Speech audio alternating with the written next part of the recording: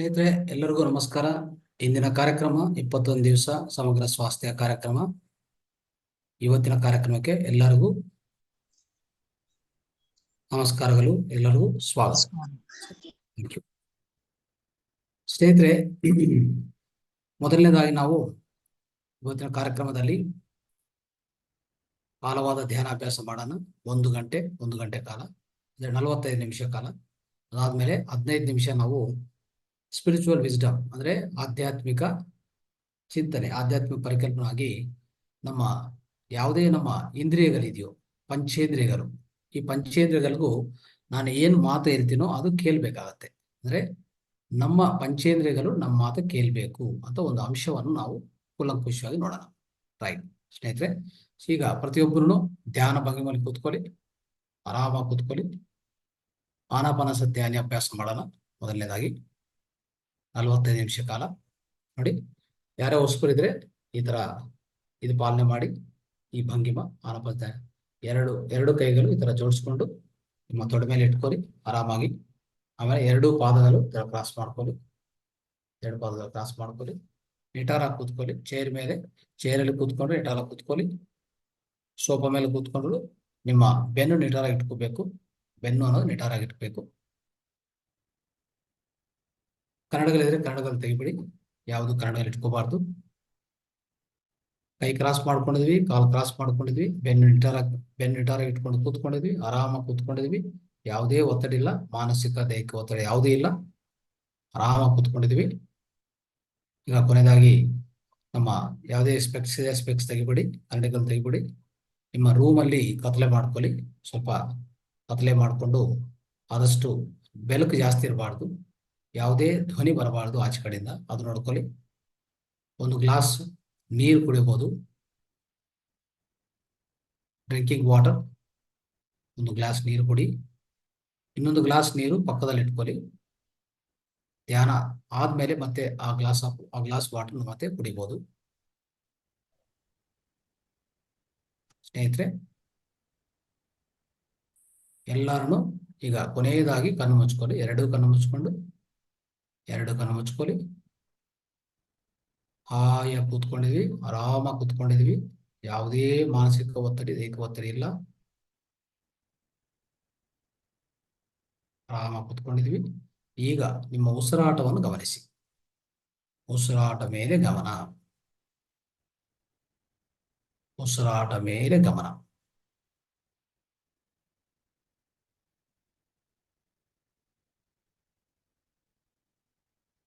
ಉಸಿರಾಟವನ್ನು ಗಮನಿಸ್ತಾ ಹೋಗಿ. ಸಹಜವಾದ ಸರಳವಾದ ಉಸಿರಾಟವನ್ನು ಗಮನಿಸಿ.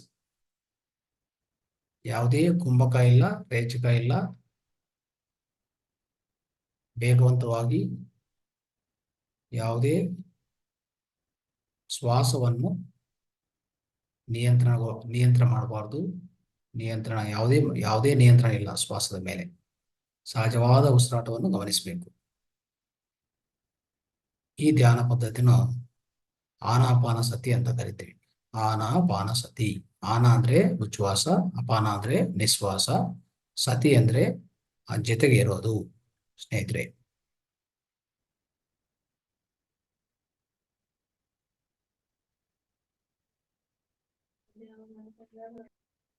ಶ್ವಾಸದ ಮೇಲೆ ಗಮನ.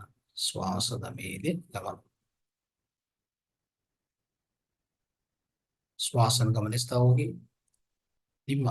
ಯಾವಾಗ ಶ್ವಾಸನ ಗಮನಿಸ್ತಾ ಇದೀವೋ, ಯಾವುದೇ ಯೋಚನೆ ಅಂತ ಬಂದ್ರೆ ಯೋಚನೆ ಜೊತೆಗೆ ಹೋಗಬಾರ್ದು. ಯೋಚನೆ ಕತ್ತರಿಸಿ ತಿರ್ಗಾ ನಿಮ್ಮ ಶ್ವಾಸದ ಮೇಲೆ ಗಮನ ಇಟ್ಕೊಳ್ಳಿ. ಸ್ನೇಹಿತರೆ, ಶ್ವಾಸದ ಮೇಲೆ ಗಮನ. ಯಾವುದೇ ಯೋಚನೆ ಬಂದ್ರು ಯೋಚನೆ ಜೊತೆಗೆ ಹೋಗಬಾರ್ದು. ಕತ್ತರಿಸಿ ತಿರ್ಗಾ ನಿಮ್ಮ ಶ್ವಾಸನ ಗಮನಿಸಿ. ಶ್ವಾಸವೇ ನಮ್ಮ ಗುರು, ಶ್ವಾಸವೇ ನಮ್ಮ ಪ್ರಾಣ.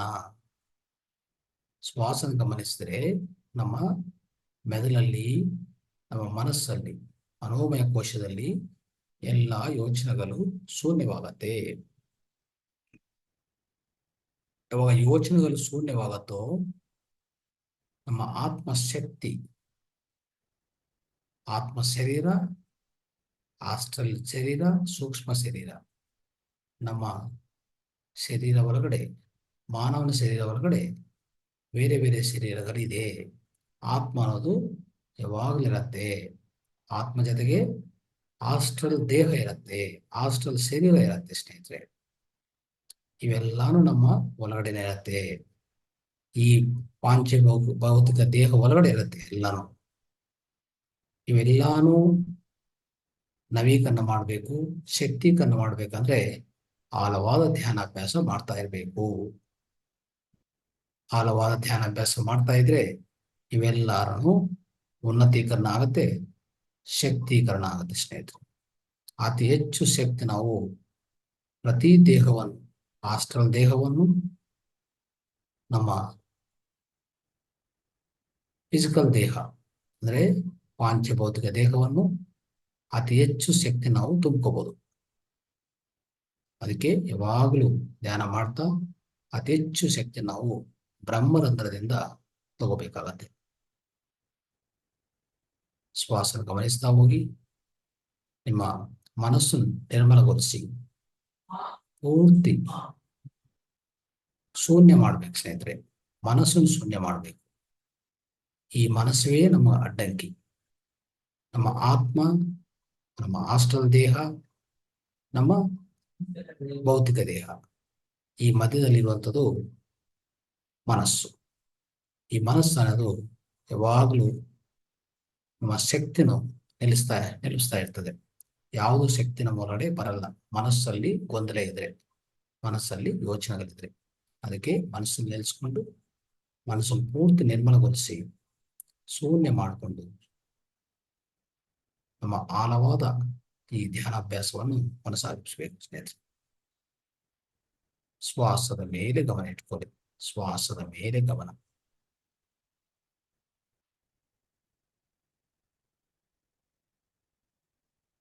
ನಮ್ಮ ಶ್ವಾಸ ಮಾತ್ರ ನಾವು ಮನಸ್ಸನ್ನು ನಿಯಂತ್ರಣ ಮಾಡೋಕ್ಕೆ ಸಾಧ್ಯವಾಗುತ್ತೆ.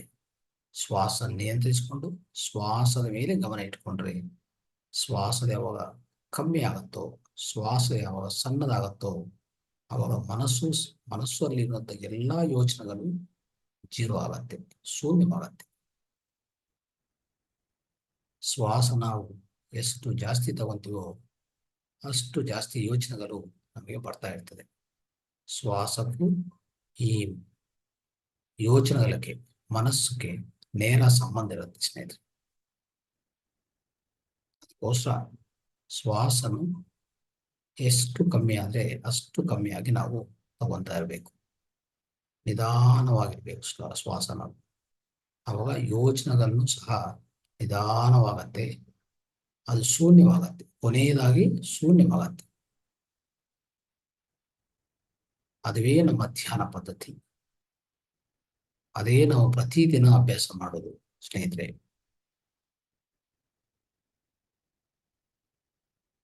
ಶ್ವಾಸದ ಮೇಲೆ ಗಮನ, ಶ್ವಾಸದ ಮೇಲೆ ಗಮನ. ನಮ್ಮ ಪೂರ್ತಿ ಗಮನ ಶ್ವಾಸದ ಮೇಲೆ ಇಟ್ಕೊಂಡಿದ್ರೆ ಶ್ವಾಸ ಕಮ್ಮಿ ಆಗ್ತಾ ಹೋಗ್ತದೆ, ನಿಧಾನವಾಗ್ತಾ ಹೋಗ್ತದೆ. ಯಾವಾಗ ಶ್ವಾಸ ನಿಧಾನವಾಗುತ್ತೋ ಯೋಚನೆಗಳು ನಿಧಾನವಾಗುತ್ತೆ. ಜಾಸ್ತಿ ಯೋಚನೆಗಳು ಬರಲ್ಲ, ಬಂದರೂ ಕಡಿಮೆ ಪ್ರಮಾಣದಲ್ಲಿರುತ್ತೆ. ಅದನ್ನೂ ಸಹ ಕೊನೆಯದಾಗಿ ಶೂನ್ಯವಾಗತ್ತೆ, ಯೋಚನೆಗಳೆಲ್ಲ ಶೂನ್ಯವಾಗತ್ತೆ. ಅವಾಗ ಅದ್ಭುತವಾದ ಆಳವಾದ ಧ್ಯಾನ ನಮಗೆ ಸಿಗ್ತದೆ. ಯಾವಾಗ ಯೋಚನೆಗಳು ಶೂನ್ಯವಾಗಿದೆಯೋ ನಮ್ಮ ಮೈಂಡ್ ಒಳಗಡೆ, ಆವಾಗ ನಮ್ಮ ಆತ್ಮಶಕ್ತಿ ನೇರವಾಗಿ ನಮ್ಮ ಆಸ್ಟ್ರಲ್ ದೇಹಕ್ಕೆ, ಆಸ್ಟ್ರಲ್ ದೇಹದಿಂದ ಅಂದರೆ ಸೂಕ್ಷ್ಮ ಶರೀರಕ್ಕೆ, ಸೂಕ್ಷ್ಮ ಶರೀರದಿಂದ ನಮ್ಮ ಸ್ಥೂಲ ಶರೀರಕ್ಕೆ ಅಂದರೆ ನಮ್ಮ ಭೌತಿಕ ದೇಹಕ್ಕೆ ಆ ಶಕ್ತಿ ತುಂಬ್ಕೊಂತೀವಿ. ಅವಾಗ ಯಾವುದೇ ರೋಗಗಳಿದ್ರು ಎಲ್ಲಾ ರೋಗಗಳು ಹೊಟ್ಟೋಗುತ್ತೆ. ಯಾವ ರೋಗ ಇದ್ರೂ ಪರವಾಗಿಲ್ಲ, ಯಾವುದೇ ರೋಗ ಇರಲಿ, ಆ ರೋಗವನ್ನು ಖಂಡಿತವಾಗಿ ವಾಸಿ ಆಗುತ್ತೆ ಸ್ನೇಹಿತರೆ. ಅದೇ ನಮ್ಮ ಧ್ಯಾನ ಅನ್ನೋದು. ಧ್ಯಾನದಲ್ಲಿ ಅತಿ ಹೆಚ್ಚು ಲಾಭ ಅನ್ನೋದು ಎಲ್ಲಾ ರೋಗಗಳು ನಿವಾರಿಸ್ಕೋಬಹುದು. ಸರ್ವರೋಗ ನಿವಾರಣಿ ಧ್ಯಾನ ಅಂದ್ರೆ ಸರ್ವರೋಗ ನಿವಾರಣಿ ಸ್ನೇಹಿತರೆ.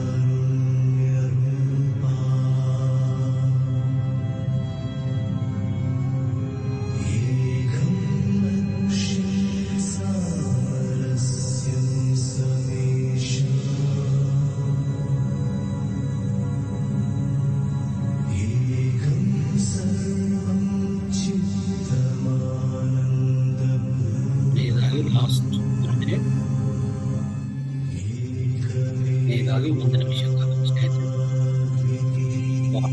ಗಮನ ಯಾರು ಕಣ್ಣು ತೆರೆಯಬಾರದು.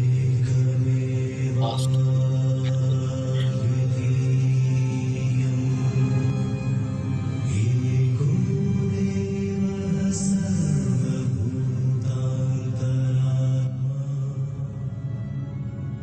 Last 30 seconds, final 30 seconds.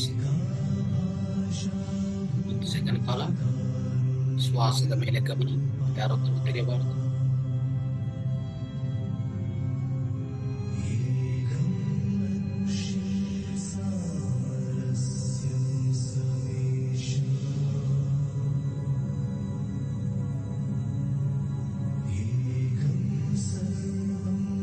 Final 10 seconds, last 10 second. ಕೊನೆಯದಾಗಿ 10 ಸೆಕೆಂಡ್ ಕಾಲ 10, 9, 8, 7, 6, 5, 4, 3, 2, 1, 0. ನಿಮ್ಮ 2 ಕೈಗಳು 2 ಕಣ್ಣ ಮೇಲೆ ಮುಚ್ಕೊಳ್ಳಿ. ಒಂದು 5 ಸೆಕೆಂಡ್ ಕಾಲ ಮುಚ್ಕೊಳ್ಳಿ ಸ್ನೇಹಿತರೆ.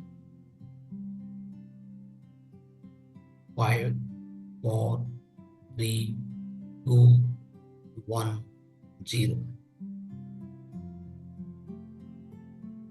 ನಿಮ್ಮ 2 ಕೈಗಳು ನಿಧಾನವಾಗಿ ತೆಗೆಯುತ್ತಾ 2 ಕಣ್ಣುಗಳು ಬಿಡ್ಬೋದು. ನಿಧಾನವಾಗಿ ಆರಾಮಾಗಿ 2 ಕಣ್ಣುಗಳು ಬಿಡಿ. 2 ಕಣ್ಣುಗಳು 2 ಕೈಗಳು ತೆಗಿಬಹುದು. ನಿಧಾನವಾಗಿ ನಿಮ್ಮ ದೇಹ ಎಚ್ಚರಿಕೆಗೆ ಬನ್ನಿ.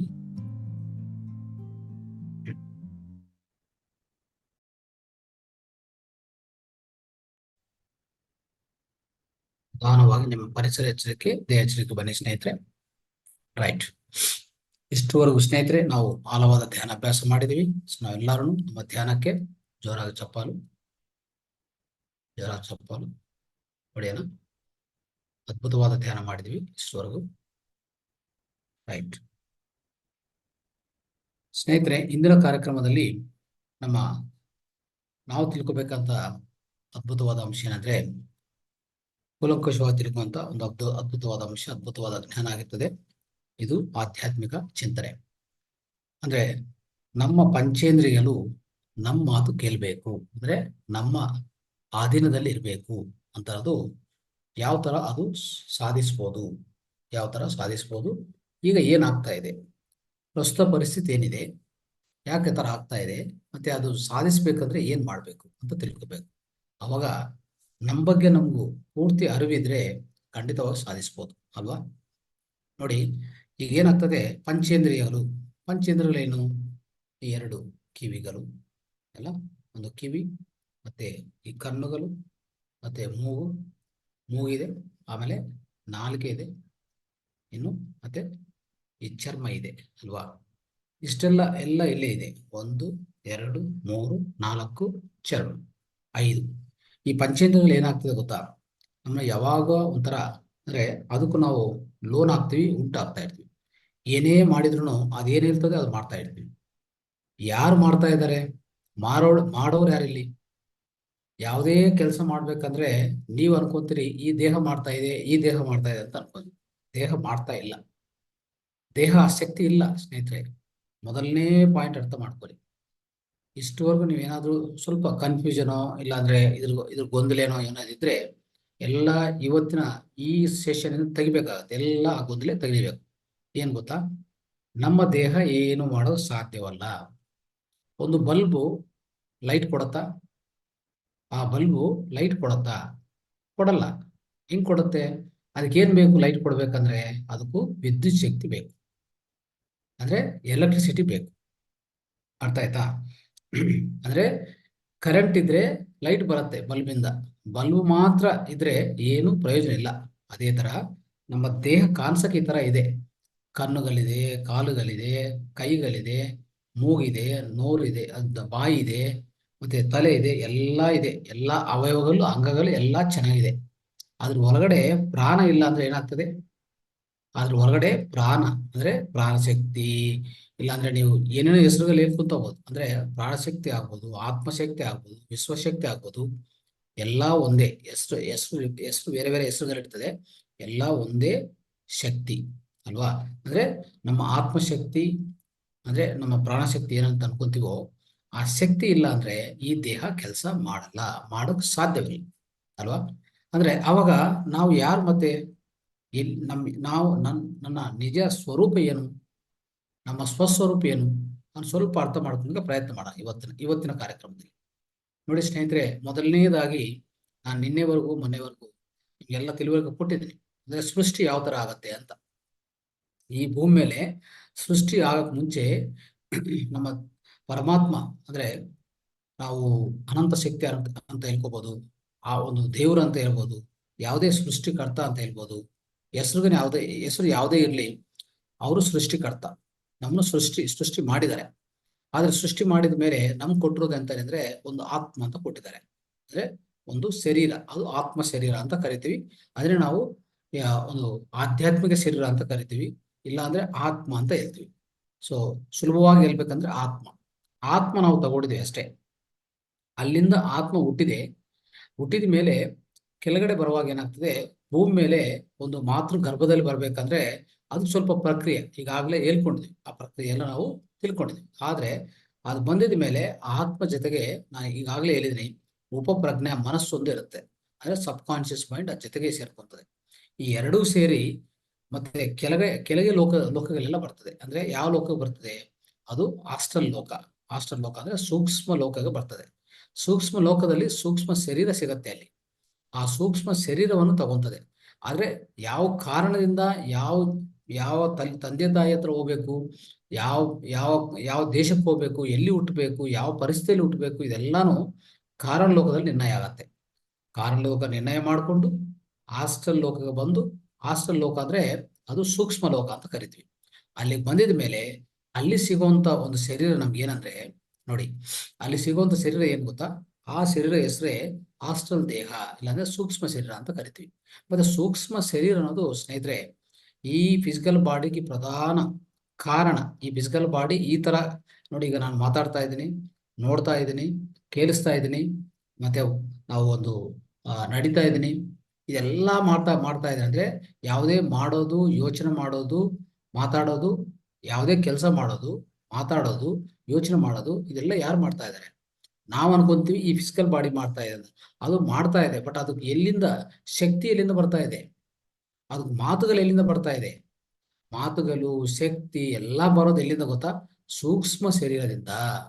ಮತ್ತೆ ಸೂಕ್ಷ್ಮ ಶರೀರ, ಆತ್ಮ, ಆ ಜೊತೆಗೆ ಉಪಚೇತನ ಮನಸ್ಸು ಎಲ್ಲಿದೆ? ಇವೆಲ್ಲ ಎಲ್ಲಾನು ಈ ದೇಹದಲ್ಲೇ ಇದೆ, ಈ ಫಿಸಿಕಲ್ ಬಾಡಿಯಲ್ಲೇ ಇದೆ. ಅದ ಅರ್ಥ ಮಾಡ್ಕೋಬೇಕು ನಾವು. ಆದ್ರೆ ಈ ಫಿಸಿಕಲ್ ಬಾಡಿ ಆರೋಗ್ಯ ಹೆಂಗಿಟ್ಕೋಬೇಕು ನಾವು? ಸಮಗ್ರ ಜೀವನ ಶೈಲಿ ಪಾಲನೆ ಮಾಡ್ತಾ ಈ ದೇಹವನ್ನು ಸರಿಯಾಗಿ ಆರೋಗ್ಯವಾಗಿ ಇಟ್ಕೊಂಡ್ರೆ ಇದೆಲ್ಲಾನು ಇದ್ರ ಒಳಗಡೆ ಸೇರ್ಕೊಂಡಿರೋದೆಲ್ಲ ಚೆನ್ನಾಗಿರ್ತದೆ. ಇದಕ್ಕೆ ಯಾವ್ದಾದ್ರೂ ಸ್ವಲ್ಪ ರೋಗ ಬಂದು ಇದಕ್ಕೆ ಯಾವ್ದಾದ್ರು ತೊಂದರೆ ಆದ್ರೆ ಏನಾಗ್ತದೆ ಗೊತ್ತಾ? ಖಂಡಿತವಾಗಿ ತಕ್ಷಣವೇ ಆತ್ಮ, ಸೂಕ್ಷ್ಮ ಶರೀರ ಎಲ್ಲ ಬಿಟ್ಟು ಹೋಗ್ತದೆ. ಆವಾಗ ಇದು ಸಾವನ್ನು ಅನುಭವಿಸ್ತದೆ ಅಲ್ವಾ? ಶರೀರವನ್ನು ತ್ಯಜಿಸ್ಬೇಕಾಗತ್ತೆ. ಶರೀರ ಏನು ವ್ಯಾಲ್ಯೂ ಇಲ್ಲ, ಅದಕ್ಕೂ ಏನು ಒಂದು ಬೆಲೆ ಇಲ್ಲ ಅಂತ ನಾನು ಹೇಳಕ್ಕೆ ನಾನು ಪ್ರಯತ್ನ ಮಾಡ್ತಾ ಇದ್ದೀನಿ. ಅಂದ್ರೆ ಇಲ್ಲಿ ಏನಾಗ್ತದೆ ಸ್ನೇಹಿತರೆ, ಒಂದು ಅರ್ಥ ಮಾಡ್ಕೋಬೇಕು. ನಾವು ಸೂಕ್ಷ್ಮ ಶರೀರಕ್ಕೆ ಬಂದಿದ್ದೀವಿ. ಈಗ ಸೂಕ್ಷ್ಮ ಶರೀರ ತಗೊಂಡು ಮೊದಲನೇದಾಗಿ ಆತ್ಮ ಸಿಕ್ತು, ಆ ಜೊತೆಗೆ ಉಪಪ್ರಜ್ಞಾ ಮನಸ್ಸು ಅಂದ್ರೆ ಸಬ್ ಕಾನ್ಶಿಯಸ್ ಮೈಂಡ್ ಅದ್ರ ಜೊತೆಗೆ ಸೇರ್ಕೊಂಡಿದೆ. ಇದೆಲ್ಲ ಸೇರ್ಕೊಂಡು ನಾವು ಕಾರಣ ಲೋಕಕ್ಕೆ ಬಂದಿದೀವಿ, ಕಾರಣ ಹುಡುಕಿದೀವಿ. ಏನು ಕಾರಣ ಹುಡುಕಿದ್ವಿ, ಎಲ್ಲಿ ಹುಟ್ಟಬೇಕು, ನನ್ನ ಕರ್ಮಗಳೇನಿದೆ, ಮುಂಚಿನ ಕರ್ಮಗಳೇನಿದೆ, ಇಲ್ಲ ಈಗ ಫ್ರೆಶ್ ಆಗಿ ಈಗಲೇ ಒಂದು ಆತ್ಮ. ಸೊ ಒಂದು ಯಾವುದೋ ಒಂದು ಶಿಶು ಆತ್ಮ ಅಂದ್ರೆ ನಾವು ಇನ್ಫ್ಯಾಂಟ್ ಸೋಲ್ ಅಂತ ಕರಿತೀವಲ್ಲ, ಶೈಶವ ಆತ್ಮ ಒಂದು ಬರ್ತಾ ಇದೆ ಅಂತ ಇಟ್ಕೊಳ್ಳಿ. ಅದಕ್ಕೆ ಯಾವ್ದು ಕಾರಣ ಇರಲ್ಲ, ಎಲ್ಲೋ ಒಂದು ಯಾವುದೋ ಒಂದು ಲೋಕದಲ್ಲಿ ಯಾವುದೋ ತಂದೆ ತಾಯಿಗೆ ಹುಟ್ಟಬೇಕು, ಅದು ಬರ್ತದೆ. ಬಂದಿದ ಮೇಲೆ ಅದಕ್ಕೆ ಬೇಕಾಗಿರೋದು ಹಾಸ್ಟೆಲ್ ದೇಹ, ಅದೇ ಸೂಕ್ಷ್ಮ ಶರೀರ. ಮತ್ತೆ ಸೂಕ್ಷ್ಮ ಶರೀರ ಒಳಗಡೆ ಏನೇನು ಇರ್ತದೆ ಗೊತ್ತಾ, ಅದೇ ಅದ್ಭುತವಾದ ಅಂಶ. ನೀವು ತಿಳ್ಕೊಬೇಕು, ಎಲ್ಲರೂ ತಿಳ್ಕೊಬೇಕಾಗಿರೋದು ಇದೊಂದೇ ಸ್ನೇಹಿತರೆ. ಇದೊಂದು ತಿಳ್ಕೊಂಡ್ರೆ ನಮ್ಮ ಈ ಪಂಚೇಂದ್ರಿಯಗಳು, ಈ ಜ್ಞಾನೇಂದ್ರಿಯಗಳು ಕೆಲಸ, ಅದನ್ನು ಹೇಗೆ ಕೆಲಸ ಮಾಡಿಸ್ಕೋಬೇಕಾ ಆ ಥರ ನಾವು ಕೆಲಸ ಮಾಡ್ಕೋತೀವಿ. ಈಗ ಏನಾಗ್ತದೆ ಗೊತ್ತಾ, ಅದು ಏನು ಹೇಳ್ತದೆ ಅದೇ ನಾವು ಮಾಡ್ತೀವಿ. ಇದು ಕೆಟ್ಟದಪ್ಪ, ಇದು ಮಾಡಬಾರ್ದು, ಇದು ನೋಡಬಾರ್ದು ಅಂದ್ರೆ ಅದೇ ನೋಡೋದು, ಅದೇ ಮಾಡೋದು, ಮತ್ತೆ ನಮ್ಮ ಜೀವನ ಹಾಳು ಮಾಡ್ಕೊಳ್ಳೋದು ಅಲ್ವಾ. ನೋಡಿ, ಯಾವುದೇ ಯಾವುದೇ ಒಂದು ಚಿತ್ರ ನೋಡ್ತಾ ಇರ್ತೀವಿ, ಅದು ನೋಡಬಾರ್ದು. ಯಾರನ್ನೋ ನೋಡ್ತಾ ಇರ್ತೀವಿ, ಅದು ನೋಡಬಾರ್ದು. ನೋಡಿದ್ರೆ ಏನಾಗ್ತದೆ, ನಮ್ಮ ಶಕ್ತಿ ವಿಹೀನ ಆಗ್ತದಲ್ಲ. ಮತ್ತೆ ಯಾವುದೇ ಒಂದು ಓದಬಾರ್ದು ಅಂತ ಓದ್ತಾ ಇರ್ತೀವಿ, ನೋಡಬಾರ್ದಂತ ನೋಡ್ತಾ ಇರ್ತೀವಿ, ಕೇಳಿಸ್ಕೋಬಾರ್ದಂತ ಕೇಳಿಸ್ಕೊಂತಾ ಇರ್ತೀವಿ, ತಿನ್ನಬಾರ್ದಂತ ತಿಂತಾ ಇರ್ತೀವಿ ಅಲ್ವಾ. ಯಾವ ತಿನ್ನಬಾರ್ದು, ಈ ಆಹಾರ ತಿನ್ನಬಾರ್ದು, ಇದು ಕೆಮಿಕಲ್ ಅಂದ್ರೆ ಇದರಲ್ಲಿ ರಾಸಾಯನಿಕ ಜಾಸ್ತಿ ಇದೆ, ಮತ್ತೆ ಇದು ಒಂಥರ ಜಂಕ್ ಪದಾರ್ಥ, ಇದರಲ್ಲಿ ಮೈದಾ ಜಾಸ್ತಿ ಇದೆ, ಇದರಲ್ಲಿ ಆಯಿಲ್ ಜಾಸ್ತಿ ಇದೆ, ತಿನ್ನಬಾರ್ದು, ಇದು ಒಳ್ಳೇದಲ್ಲ, ಎಲ್ಲ ಗೊತ್ತು ನಮ್ಗೆ. ಆ ಜ್ಞಾನ ಎಷ್ಟೇ ಇದ್ರೂ ಆ ಜ್ಞಾನ ಅನ್ನೋದು ಪರಿಪಕ್ವತೆ ಆಗಿಲ್ಲ. ಅದಕ್ಕೋಸ್ಕರ ಏನಾಗ್ತದೆ, ನಾವು ಏನ್ ಮಾಡ್ತೀವಿ ಗೊತ್ತಾ, ನಾವು ಯಾರನ್ನ ಕೇಳ್ತೀವಿ ಅಂದ್ರೆ ನಮ್ಮ ಪಂಚೇಂದ್ರಿಯ ಅಂದ್ರೆ ಈ ಜ್ಞಾನೇಂದ್ರಿಯ ಹೇಳ್ತಾ ಇರ್ತದೆ, ಈ ಒಳಗಡೆ ಇರುವಂತ ನಾಲಿಗೆ ಇದೆಲ್ಲ, ನಾಲಿಗೆ ಹೇಳ್ತಾ ಇರ್ತದೆ, ಇದು ಒಳ್ಳೆ ರುಚಿ ಇರ್ತದೆ, ತಿನ್ಬಿಡಿ ಅಂತ ಇರ್ತದೆ. ಅವಾಗೇನ ಆ ಒಳ್ಳೆ ರುಚಿ ಇದೆ ತಿನ್ನಿ ಅಂದ ತಕ್ಷಣ ಅದೇನಾಗ್ತದೆ, ಆ ಮೆಸೇಜ್ ಅಂದ್ರೆ ಆ ಪರ್ಟಿಕ್ಯುಲರ್ ಮೆಸೇಜ್ ಏನಾಗ್ತದೆ ನಮ್ಮ ಮೈಂಡ್ಗೆ ಹೋಗುತ್ತೆ. ಮೈಂಡ್ ಓಕೆ ಅಂದ ತಕ್ಷಣ ಅದು ನಾವು ತಿನ್ನೋದು ಸ್ಟಾರ್ಟ್ ಮಾಡ್ತೀವಿ. ನೋಡಿ ಈಗ ಏನಾಗಿದೆ ಈಗ ಅಂದ್ರೆ, ನಿಮ್ಮ ನಾಲಿಗೆ ಏನ್ ಹೇಳ್ತಾ ಇದೋ ನೀವು ಅದು ಕೇಳಿಸ್ಕೊಂತಾ ಇದ್ರಿ ಅಲ್ವಾ. ನೀವು ಅಂದ್ರೆ ಯಾರು, ನೀವೇ ಆ ಆತ್ಮ, ಅಂದ್ರೆ ಮೇಲೆಯಿಂದ ಬರುವಂತ ಆತ್ಮ, ಅದು ನೀವು ಆಕ್ಚುಲಿ. ಈ ದೇಹ ಅಲ್ಲ ನೀವು.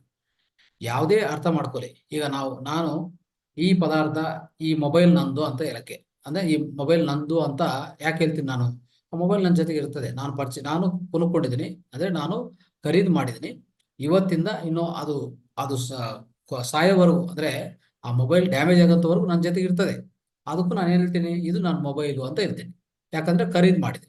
ಅದೇ ತರ ನಾವು ಅಂದ್ರೆ ಈ ದೇಹ ಅಲ್ಲ ಸ್ನೇಹಿತರೆ, ಯಾಕಂದ್ರೆ ಈ ದೇಹ ಇರಲ್ಲ. ಒಂದು 50 ವರ್ಷನೋ 60 ವರ್ಷನೋ 70 ವರ್ಷ, ಒಂದು 100 ವರ್ಷನೋ ನಿಮ್ ಜೊತೆಗಿರ್ತದೆ. ಅದಾದ್ಮೇಲೆ ಏನಾಗ್ತದೆ, ಇದು ಶಿಥಿಲವಾಗತ್ತೆ ಅಲ್ವಾ.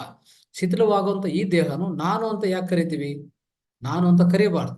ಅದು ನನ್ನ ಶರೀರ ಅಂತ ಕರಿ, ಪರವಾಗಿಲ್ಲ. ನನ್ನ ಶರೀರ, ಇದು ನನ್ನ ಶರೀರ, ಇದು ನನ್ನ ಕೈ, ಇದು ನನ್ನ ಕಾಲಿದು, ಇದು ನನ್ನ ಮೊಕ್ಕೆ, ಇದು ಇದು ಮೂಗಿನಂದು, ನನ್ನ ನಾಲ್ಗೆ, ಇದು ನಂದು ಅಂತ ಕರೆಯಬಹುದು ಬಿಟ್ಟು ನಾನು ಅಂತ ತಿಳ್ಕೊಳ್ಳೋದು ತಪ್ಪಾಗತ್ತೆ ಸ್ನೇಹಿತರೆ. ಯಾಕಂದ್ರೆ ಇದು ಯಾವುದೂ ನೀವಲ್ಲ. ಮತ್ತೆ ನೀವು ಯಾರಂದ್ರೆ ಆ ಮೇಲಿನಿಂದ ಬರ್ತಾ ಇರುವಂತ ಒಂದು ಆತ್ಮ ಪದಾರ್ಥ. ಮತ್ತೆ ಆತ್ಮ ಪದಾರ್ಥ ಆದ್ಮೇಲೆ ಒಂದು ಆಸ್ಟ್ರಲ್ ದೇಹ ಇದೆ, ಸೂಕ್ಷ್ಮ ಶರೀರ ಇದೆ, ಅರ್ಥ ಮಾಡ್ಕೊಳ್ಳಿ. ಮತ್ತೆ ಈ ಸೂಕ್ಷ್ಮ ಶರೀರ ಯಾವುದಿದೆಯೋ ಅರ್ಥ ಮಾಡ್ಕೊಳ್ಳಿ. ಆ ಸೂಕ್ಷ್ಮ ಶರೀರ ಇದೆಯಲ್ಲ, ಅದ್ರ ಒಳಗಡೆ ಎಲ್ಲಾ ಅಂಗಗಳಿರುತ್ತೆ. ಈಗ ನೋಡಿ, ಮೊದಲನೇದು ಮಾನವನ ದೇಹ ಅಂದ್ರೆ ಯಾವ್ದಾವ್ದಾಯ್ತು, ಈಗ ಒಂದು ಆತ್ಮ ಆಯ್ತು, ಎರಡನೇದು ಮೈಂಡ್ ಅಂತ ಕರಿತೀವಿ ಸ್ನೇಹಿತರೆ. ಮೈಂಡ್ ಅಂದ್ರೆ ಮೈಂಡ್ಕ್ಕಿಂತ ಮುಂಚೆ ಫಸ್ಟ್ ಏನಿದೆ ಆತ್ಮ ಪದಾರ್ಥ ಮೇಲೆಯಿಂದ ಬಂದಿದೆ. ಅದಾದ್ಮೇಲೆ ಏನಾಯ್ತು, ಕೆಳಗಡೆ ಹಾಸ್ಟೆಲ್ ದೇಹ ಒಂದಿದೆ, ಸೂಕ್ಷ್ಮ ಶರೀರ. ಆ ಸೂಕ್ಷ್ಮ ಶರೀರದಲ್ಲಿ ಏನೇನು ಇರ್ತದೆ ಗೊತ್ತಾ, ಎಲ್ಲ ಅದರಲ್ಲಿ ಇರೋದು. ನಾವು ಅನ್ಕೊಂತೀವಿ ಈ ಕಣ್ಣು ಕಾಲು ಕೈ ಎಲ್ಲ ಈ ದೇಹದಲ್ಲಿದೆ ಅಂತ ಅನ್ಕೊಂತಾ ಇರ್ತೀವಿ. ಈ ದೇಹ ಏನು ಇಲ್ಲ. ಈ ದೇಹದಲ್ಲಿ ಇರೋದು ಒಂದೇ ಮಾಂಸ ಮುದ್ದ, ಮತ್ತೆ ಒಂದು ರಕ್ತಗಳು ಸ್ನಾನಗಳು, ಇಷ್ಟೇ ಇರೋದು. ಬೋನ್ಸು, ಫ್ಲೆಶ್, ಬ್ಲಡ್, ಇಷ್ಟೇ ಇರೋದು. ಇದು ನೋಡಕ್ ಈ ತರ ಕಾಣಿಸ್ತಾ ಇದೆ ಅಷ್ಟೇ. ಇದಕ್ಕೇನಾದ್ರೂ ಶಕ್ತಿ ಸ್ವಲ್ಪ ಪಕ್ಕಕ್ಕೆ ತೆಗೆದಿದ್ರೆ, ಆತ್ಮನ ಪಕ್ಕಕ್ಕೆ ತೆಗೆದು, ಮತ್ತೆ ಈ ಈ ಸೂಕ್ಷ್ಮ ಶರೀರ ಸ್ವಲ್ಪ ಪಕ್ಕಕ್ಕೆ ತೆಗೆದಿದ್ರೆ ಇದಕ್ಕೂ 0 ವ್ಯಾಲ್ಯೂ. ಇದಕ್ಕೆ ಬೆಲೆನೇ ಇಲ್ಲ. ತಕ್ಷಣವಾಗಿ ಅದು ಹೊರಟೋಗ್ತದೆ. ತಕ್ಷಣವಾಗಿ ಶಿಥಿಲವಾಗತ್ತೆ. ಅರ್ಥ ಆಯ್ತಾ? ಅಷ್ಟು ಅಶಾಶ್ವತ ಅಂತದ್ದು ಈ ದೇಹ ಸ್ನೇಹಿತರೆ, ಅದು ಅರ್ಥ ಮಾಡ್ಕೋಬೇಕು ನೀವು. ಆಯ್ತು. ಈ ದೇಹಕ್ಕೆ ಮತ್ತೆ ಶಕ್ತಿ ಎಲ್ಲಿಂದ ತುಂಬ್ಕೊಂತ ಇದೆ, ಶಕ್ತಿ ಎಲ್ಲಿಂದ ಬರ್ತಾ ಇದೆ, ಈ ದೇಹಕ್ಕೂ ಬೇಕಾಗಿರುವಂತ ಜ್ಞಾನ ಎಲ್ಲಿಂದ ಬರ್ತಾ ಇದೆ ಅಂತ ತಿಳ್ಕೊಂಡ್ರೆ ಅದು ಬರ್ತಾ ಇರೋದು ಮೊದಲನೇದು ಆತ್ಮದಿಂದ ಈ ಸೂಕ್ಷ್ಮ ಶರೀರಕ್ಕೆ ಬರುತ್ತೆ. ಎಲ್ಲಾ ಶಕ್ತಿ ಮತ್ತೆ ಎಲ್ಲಾ ವಿವೇಕ ಜ್ಞಾನ ಎಲ್ಲ ಆತ್ಮದಿಂದ ಈ ಆತ್ಮದಿಂದ ಎಲ್ಲಿಗೆ ಬರ್ತದೆ, ಈ ಸೂಕ್ಷ್ಮ ಶರೀರಕ್ಕೆ ಬರುತ್ತೆ. ಸೂಕ್ಷ್ಮ ಶರೀರದಿಂದ ಈ ಸ್ಥೂಲ ಶರೀರಕ್ಕೆ ಬರುತ್ತೆ. ಅದು ಅರ್ಥ ಮಾಡ್ಕೋಬೇಕು. ಮತ್ತೆ ಸೂಕ್ಷ್ಮ ಶರೀರ ಒಳಗಡೆ ಏನೇನಿರುತ್ತೆ, ನಮ್ಮ ಈ ತರ ಕೈ ನಾನು ಈ ತರ ಮಾಡ್ತಾ ಇದೆ ಅಂದ್ರೆ ಇದು ಆಗ್ತಾ ಇರೋದು ನಮ್ಮ ಈ ಫಿಸಿಕಲ್ ಬಾಡಿಯಿಂದ ಅಲ್ಲ. ನೀವು ಅರ್ಥ ಮಾಡ್ಕೊಳ್ಳಿ. ಇದು ಈ ತರ ಮಾಡ್ತಾ ಇದೀವಿ ಅಂದ್ರೆ ಇದು ಆಗ್ತಾ ಇರೋದು ನಮ್ಮ ಸೂಕ್ಷ್ಮ ಶರೀರದಿಂದ. ಸೂಕ್ಷ್ಮ ಶರೀರ ಕೊಡ್ತಾ ಇರುವಂತ ಆ ಸಲಹೆ ಮೇಲೆ ಇದಾಗ್ತಾ ಇದೆ. ಮತ್ತೆ ಸೂಕ್ಷ್ಮ ಶರೀರದಲ್ಲಿ ಏನೇನಿದೆ, ಎಲ್ಲ ಇದೆ. ಏನಿದೆ? ಮೊದಲನೇದು ಮೈಂಡ್ ಇದೆ. ಮೈಂಡ್ ಅಂದ್ರೆ ಏನು? ಮನೋಚಿತ್ತ ಅಹಂಕಾರ ಬುದ್ಧಿ. ಮನೋಚಿತ್ತ ಅಹಂಕಾರ ಬುದ್ಧಿ 4 ಆಯ್ತು. ಮನೋ ಆಯ್ತು. ಮನೋ ಅಂದ್ರೆ ಚೇತನ ಮನಸ್ಸಾಯ್ತು. ಬುದ್ಧಿ ಅಂದ್ರೆ ಇಂಟೆಲೆಕ್ಟ್, ಗೊತ್ತು. ತಪ್ಪೆ ಅದು ಸರಿಯಾದು ಅನ್ನೋದು ಅದು ಬುದ್ಧಿ. ಈಗೋ ಅಂದ್ರೆ ಏನು? ಅಹಂಕಾರ ಅಂದ್ರೆ ಏನು? ನಾನೇ ಎಲ್ಲ, ನಂದೇ ಎಲ್ಲ ಅಂತ ಒಂದು ಅಹಂಕಾರ, ಅದು ಇದೆ. ಆಮೇಲೆ 4ನೇದು ಚಿತ್ತ ಅಂದ್ರೆ ಏನು? ಅದು ಒಂಥರ ಪರ್ಮನೆಂಟ್ ಮೆಮರಿ. ಅಂದ್ರೆ ಅದೇ ನಾವೇನ್ ಹೇಳ್ತೀವಿ, ಉಪಚೇತನ ಮನಸ್ಸು ಅಂತ ಕರಿತೀವಲ್ಲ. ಚಿತ್ತ ಅಂದ್ರೆ ಸಬ್ ಕಾನ್ಶಿಯಸ್ ಮೈಂಡ್ ಸ್ನೇಹಿತರೆ. ಈ 4 ಮೈಂಡ್ ಅಲ್ಲಿ ಇದೆ. 4 ಆಯ್ತು. 4ನು ಹಾಸ್ಟೆಲ್ ದೇಹದಲ್ಲೇ ಇದೆ, ಹಾಸ್ಟೆಲ್ ಶರೀರದಲ್ಲೇ ಇರ್ತದೆ. ಅದೆಲ್ಲಾನು ಈ ದೇಹ ಮೇಲೆ ಕೆಲಸ ಮಾಡುವಾಗ ಆ 4ಇಂದನೇ ಈ ದೇಹ ಮೇಲೆ ಪರಿಣಾಮ ತೋರಿಸ್ತಾ ಇರ್ತದೆ. ಅಲ್ಲಿಂದನೇ ಬರೋದು. ಯಾವುದೇ ಮೆಸೇಜು ಯಾವುದೇ ಇಲ್ಲಂದ್ರೂ ಅಲ್ಲಿಂದನೇ ಬರೋದು. ಅರ್ಥ ಮಾಡ್ಕೊಳ್ಳಿ. ಇದಾದ್ಮೇಲೆ ಇನ್ನೇನಿರ್ತದೆ? 5 ಪಂಚೇಂದ್ರಿಯಗಳಿದೆ. 5 ಪಂಚೇಂದ್ರಿಯ ಈಗಾಗಲೇ ಗೊತ್ತಲ್ಲ. ಇದು ಮತ್ತೆ ಇದು ಮತ್ತೆ ಇದು, ಈ 5 ಪಂಚೇಂದ್ರಿಯಗಳಾಯ್ತು. ಇನ್ನು 5 ಕರ್ಮೇಂದ್ರಗಳಿದೆ. ಏನ್ ಕರ್ಮೇಂದ್ರಗಳು? ಈ 2 ಇದು ಕೈಗಳು, 2 ಕಾಲುಗಳು ಅಲ್ವಾ? 2 ಕಾಲು, 2 ಕೈ, 1 ಬಾಯಿ, ಮತ್ತೆ ನಮ್ಮ ವಿಸರ್ಜನಾ ಕ್ರಿಯೆ ಮಾಡುವಂತ ಆ ವ್ಯವಸ್ಥೆ, ಆಮೇಲೆ ಲೈಂಗಿಕ ಸಂಬಂಧಿತ ಅವಯವಗಳು, ಇದೆಲ್ಲ ಸೇರ್ಕೊಂಡ್ರೆ 5 ಕರ್ಮೇಂದ್ರಗಳಾಯ್ತು. ಎಷ್ಟಾಯ್ತು ಅವಾಗ? 5 + 5 + 4 14 ಆಯ್ತು ಅಲ್ವಾ? ಇನ್ನು 5 ಇದೆ. ಇನ್ನು 5 ಯಾವ್ದದು? ಪಂಚಪ್ರಾಣಗಳು. ಪಂಚಪ್ರಾಣಗಳು ಯಾವುದೇ? ಒಂದು ಪ್ರಾಣ, ಅಪಾನ, ಸಮಾನ, ಉದಾನ, ವ್ಯಾನ, ಈ 5 ಇದೆ. ಅಲ್ಲಿಗೆ ಎಷ್ಟಾಯ್ತು? 19 ಆಯ್ತು. 19 ಅಂಶಗಳು ಹಾಸ್ಟೆಲ್ ದೇಹದಲ್ಲಿ ಇರ್ತದೆ. ಅಲ್ಲಿಂದನೇ ಎಲ್ಲ ಕೆಲಸ ಈ ಬಾಡಿಯಲ್ಲಿ ಆಗ್ತಾ ಇರೋದು. ಈಗಾಗಲೇ ಹೇಳಿದಲ್ಲ, ಬಲ್ಬ್ ಇದ್ರೆ ಏನ್ ಪ್ರಯೋಜನ? ಬಲ್ಬ್ ಬೇಕಾಗಿರುವಂಥದ್ದು ಹಿಂದ್ಗಡೆ ಏನಿದೆ? ಶಕ್ತಿ ಇದೆ, ವಿದ್ಯುತ್ ಶಕ್ತಿ ಇದೆ. ಆ ವಿದ್ಯುತ್ ಶಕ್ತಿ ಇಲ್ಲ ಅಂದ್ರೆ ಈ ಬಲ್ಬ್ ವೇಸ್ಟ್ ಆಗತ್ತೆ. ಈಗಾಗಲೇ ಹೇಳಿದ್ನಲ್ಲ, ಅದೇ ತರನೇ ಈ ದೇಹ ನೋಡಕ್ಕೆ ಈ ತರ ಅಂದ್ರ ಸುಂದರ ಎಲ್ಲಾನು ಅಂದ್ರೆ ಈ ನೋಡಕ್ಕೆ ಚೆನ್ನಾಗಿರ್ತದೆ, ಸುಂದರವಾಗಿರತ್ತೆ, ಒಂಥರ ಬ್ಯೂಟಿಫುಲ್ ಅಂತ ಅನ್ಕೊಂತಾ ಇರ್ತೀವಿ ಅಷ್ಟೇ. ಬಟ್ ಆದ್ರೆ ಇದಕ್ಕೆ ಯಾವುದು ಬೆಲೆ ಇಲ್ಲ ಸ್ನೇಹಿತರೆ. ಒಂದೇ ಒಂದು ಬೆಲೆ ಎಲ್ಲಿಂದ ಬರ್ತದೆ ಅಂದ್ರೆ, ಸೂಕ್ಷ್ಮ ಶರೀರ ಕರೆಕ್ಟ್ ಆಗಿ ಕೆಲಸ ಮಾಡ್ತಾ ಇದ್ರೆ, ಸೂಕ್ಷ್ಮ ಶರೀರದಲ್ಲಿ ಆ ಸೂಕ್ಷ್ಮ ಶರೀರದಿಂದ ಹಾಸ್ಟೆಲ್ ಬಾಡಿಯಿಂದ ಬರುವಂತ ಶಕ್ತಿ, ಜ್ಞಾನ, ಯಾವುದೇ ವಿಸ್ಡಮ್ ಇರ್ಲಿ, ಯಾವುದೇ ಜ್ಞಾನ ಇರ್ಲಿ, ಯಾವುದೇ ಶಕ್ತಿ ಇರ್ಲಿ, ಅಲ್ಲಿಂದ ಪ್ರವಹಿಸ್ತಾ ಇರ್ತದೆ. ಅದು ಏನ್ ಇರ್ತದೋ ಇದು ಆ ಕೆಲಸ ಮಾಡ್ತಾ ಇರ್ತದೆ.